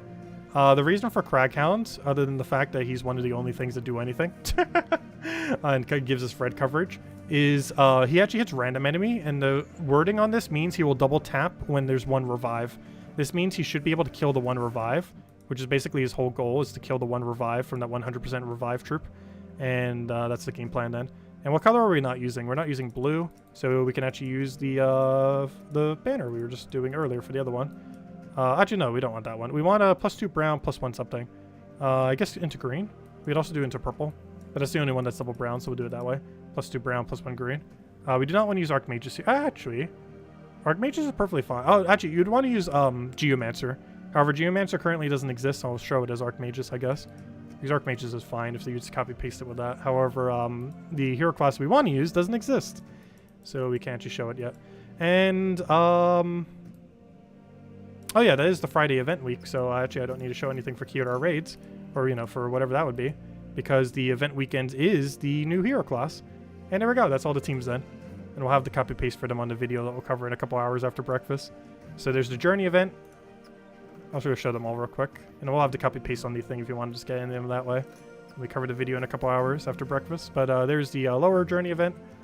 Here's the faction for Tuesday. That's kind of a standard Guards Avatar one. Here's one that tries to use some of the new stuff, and by new stuff I mean just the Cinnaborg, the Chinnaborg. How do you say this again? It's Chinnaborg, right? I don't feel like I'm saying it even worse now. Chinnaborg? Chinnabog? Gosh, I will never say that correctly. Anyways, next we have just spamming the dragon. You can run 4 of him or that. And then we have Geomancer class on Friday, as there is no Thursday class event, because whenever you get a new hero class, for whatever reason, there's not a Thursday one. I guess because thered be some kind of glitch if you did 2 events like that in a row. So instead, they just don't have an event on the previous day, so that the game doesn't bug out. Is the campaign reroll broken on silver tasks? I have not, I'm actually not sure. We haven't actually touched campaign. I'm going to be doing that tonight. However, we definitely want to reroll immediately on dungeons, that's for sure. But is it not working right now? It could be kind of glitched. It was slightly glitched last time too, because there was a new kingdom that was messing up with how it was working. So yeah, it might be working kind of janky. I haven't checked the forum to know for sure. So it is, as in it's broken. Okay, yeah, it might be kind of janky. It was janky last time too, because of the new kingdom. It messed it up like multiple times in a row. Like there were multiple weeks where it was all broken because of the new kingdom when Nexus came out, and I have a feeling they did not fix the issues. So, okay, it's a ton of duplicates. Okay, so it works, but there's a ton of duplicates. Okay, so do be wary of that when you reroll. I'm probably still gonna reroll, but at least for this one anyways, because, you know, we can't do it today if we don't. But yeah, we'll be doing that tonight. But yeah, there's probably a lot of duplicates, because that was the issue that Nexus had as well during the campaign. But once it has the campaign, once it has the faction and all the other stuff, like once you have the hero class, once we have the hero class, once we have the campaign, I keep saying campaign. Once we have the faction and the hero class and all that, it shouldn't be as buggy. Unfortunately, we won't have that till a couple weeks from now, so it's gonna be buggy at least like 2 or 3 times when we have events for in the upcoming weeks. But we'll have to deal with it. But yeah, we'll be doing that tonight. Anyways, any other questions, anyone? So that's all the teams. We'll have it in the Monday video in a couple hours. We went over, I think, all the things. Let me just double check I didn't miss any other questions. Also, if you have any questions, feel free to leave it in chat, and we'll make sure to go over them. And if I missed any, just copy in chat again. If you buy the Kingdom Pass, you don't. Yes, you do still have to do all the Battle Crashers. You can do 10 of them per day to get the crowns. We did 5 of them. Basically, spam Explore is the quickest way. Just quick kill, Dust Level, Rowain, Phoenicia, however you want to do it. Even Explore 12 if you want to. That's a bit slower. But yeah, just do quick kill Explorer. You can find them in other locations, anywhere where gnomes exist, but Explorer is the quickest. And you can get 2 of these progressed per day, 10 total crowns. And you could also pay gems. You could also pay money. I do not advise spending money. Buying the pass is fine, though spending money to skip tiers is extremely not worth it. However, spending gems for it is situationally worth it, depending on how many gems you have, and if you just want to get something quicker. Like, for example, we can get this a day early if we spend 300 gems. I'm not going to do that, but you could. And stuff like that, for example. But we're not going to bother. We'll just get them when they actually come out for everyone, because it'll make more sense, because this is when most people are getting them anyway, so it'll make sense to go over them then. Let's see. Oh yeah, we have a billion events this week. So many events going on. If you buy, I already read that. Mang, Chalcedony, Ironhawk. Oh yeah, the team that you mentioned sounds pretty good.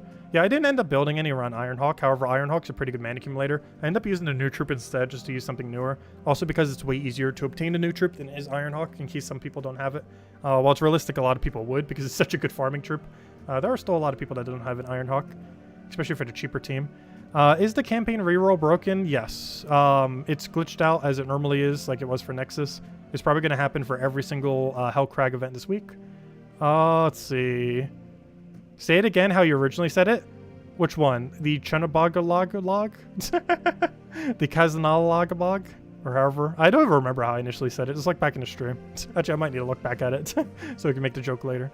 Yep, no problem for the stream, everyone. Hope you guys enjoyed. Definitely feel free to leave a like on the stream or video for watching after the fact. Helps out a lot and helps YouTube get the video out there as per usual. If you guys want to like something else as well, we'll have the video up in a couple hours. I just need to eat breakfast soon, and then we'll go record it. It should be up hopefully in 2 or 3 hours from now. But I do want to grab breakfast first, as I am pretty hungry. It is also like 5:30 in the morning. What about the poll you did? What are your thoughts? Oh yeah, on the poll currently, we have 55 votes, and it says 60, it's 2/3 yes, 1/3 no. I don't mind streaming at this time occasionally. It's just kind of hard to, because my time, the stream ran from 3 a.m. to 5 a.m. basically, or a little bit longer than that. And you know, that's kind of hard to do at that time. That is very late at night. However, I don't mind doing it occasionally. Definitely when bigger things happen, we could. However, we could also do some events immediately, like for example, Friday events. Instead of covering a video for it, we could kind of do a stream for it in the morning. The only problem with that is then we don't have as much to do on the Friday night stream in those situations, because most of those events could be done in like half an hour to an hour. So if we did do a stream for it, not only would it be a relatively short stream of like almost a little under an hour, but it would also make it so the other stream wouldn't have as much content to do, unless there was a lot going on a given Friday. Though we might do it this Friday to test it out and just kind of see what happens, because the next Friday one's a bit more relevant. It's a new hero class, and a really good one at that. So yeah, we will. So any of you who want to stream this early again, we will do it again this Friday at 3 a.m. Eastern Standard Time, exactly at reset, to go do the new hero class. We won't do this too often, maybe when bigger things happen. However, that is definitely a bigger thing. It's going to be among one of the stronger hero classes in the game, and will allow a lot of things that currently exist this week, as well as already has, be really good. Most notably, Lord of Slaughter is going to be insane as of Friday, and there's quite a few troops taking quite a bit of a benefit from the new kingdom as well, particularly the new Gorgotha-like troop that has Perpetual Brownstorm, as well as the legend that you get all the way at the end. Unfortunately, we won't have that for a couple weeks, unless you buy it early with gems or money, and I do not advise spending money to get it early. But if you get it with gems early, otherwise it'll be available in 3.5 weeks from now, and I'll just go over it then. However, this thing gains a huge benefit from the new hero class we get this Friday. But 3 weeks after that, we'll be able to get it from the pass. Anyways, guys, any other questions I missed? You missed a bit. Why is waiting until Friday better for the Journey event? The reason why waiting until Friday to do the Journey event is because the Journey event is currently restricted to constructs. There's currently not a 50% mana star for constructs. However, the hero class we get this Friday is called Geomancer, and it gives 50% mana star to all constructs while also being a really good hero class. So similar to how Titan gives 50% to all giants, the hero class we're getting this Friday gives 50% to all constructs. And that is literally going to be your entire team, because your hero itself is a construct, because obviously the hero is construct, and the rest of your team will be as well, because you're literally forced to have to use a construct team. So your whole team will have 50% mana start instead of 20%. Obviously, it could still be done with the 20%. However, it'll be easier to do as of this Friday. So if you're going for the achievement, it is advised waiting maybe to do most of it till the weekend on Friday, Saturday, Sunday, as it will be quicker. If you're just doing the normal amount of battles, like you bought to tier 4 to get the troop max and all that, it's perfectly fine just to do them. Your guild will probably even be done by then as well, with everyone just doing progress on it naturally. But if you're going for the achievement and you want it to go a little quicker, just wait till Friday, Saturday, Sunday, as it will be more efficient to wait till then to do it, especially since it will take at least a couple hours. Not sure exactly how long it takes to get 20,000 points. I think it took like 5 hours, maybe a little bit longer, I can't remember. But it will be a shorter amount of time if you wait till Friday, Saturday, Sunday to do it, because you'll have access to the hero class. Anyways, any other questions I missed? Let me just double check, and I think we'll end it there. And then we'll go grab breakfast, cover the video, and then sleep. And we'll have this other stream tonight at 8 p.m. Eastern Standard Time. If you're interested in these morning streams, we'll do another one this Friday. We'll do this Friday morning. We'll go over the new Geomancer class that we were just talking about, because that's when it launches, and we'll go max it to level 70. Or, that's not max, but, we'll get most of its levelage, so we could use it to most of its full capacity, and we'll go from there. Anyways, guys, thank you so much for stopping by. Greatly appreciated. And yeah, we'll be back tonight in, what is that at this point? That's 14.5 hours, as we do every single night at 8 p.m. Eastern Standard Time. Next morning stream will be this Friday at 3 a.m. Eastern Standard Time, same time this stream started. And it's basically exactly at reset time on Friday. And we'll be going over the new hero class, messing with the new hero class, doing the storyline for the new hero class, and everything new hero class related. And we'll also get it to level 70 immediately, so we can show it off to most of its glory. The only thing it won't have is immunities, but that's fine, because, if the enemy doesn't even have any of those effects, it doesn't even matter. So you be the exact same if they don't have any of those effects, since they only take effect if they have those effects. So basically level 70 is maxed in some situations. And yeah, we'll go over all that then. And we'll have the video up in a couple hours going over most of what we went over this stream. Just way more abridged than 2.5 hours. It'll be like a half an hour version or so, hopefully. So a super abridged version of this stream. And anyone who caught this after the fact, which if you happen to, thank you for stopping by for the 2.5 hours watching this out. Or as well as anyone who was here for the whole time. Greatly appreciated as per usual. And I'll catch you guys later. Bye everyone, and thanks for watching.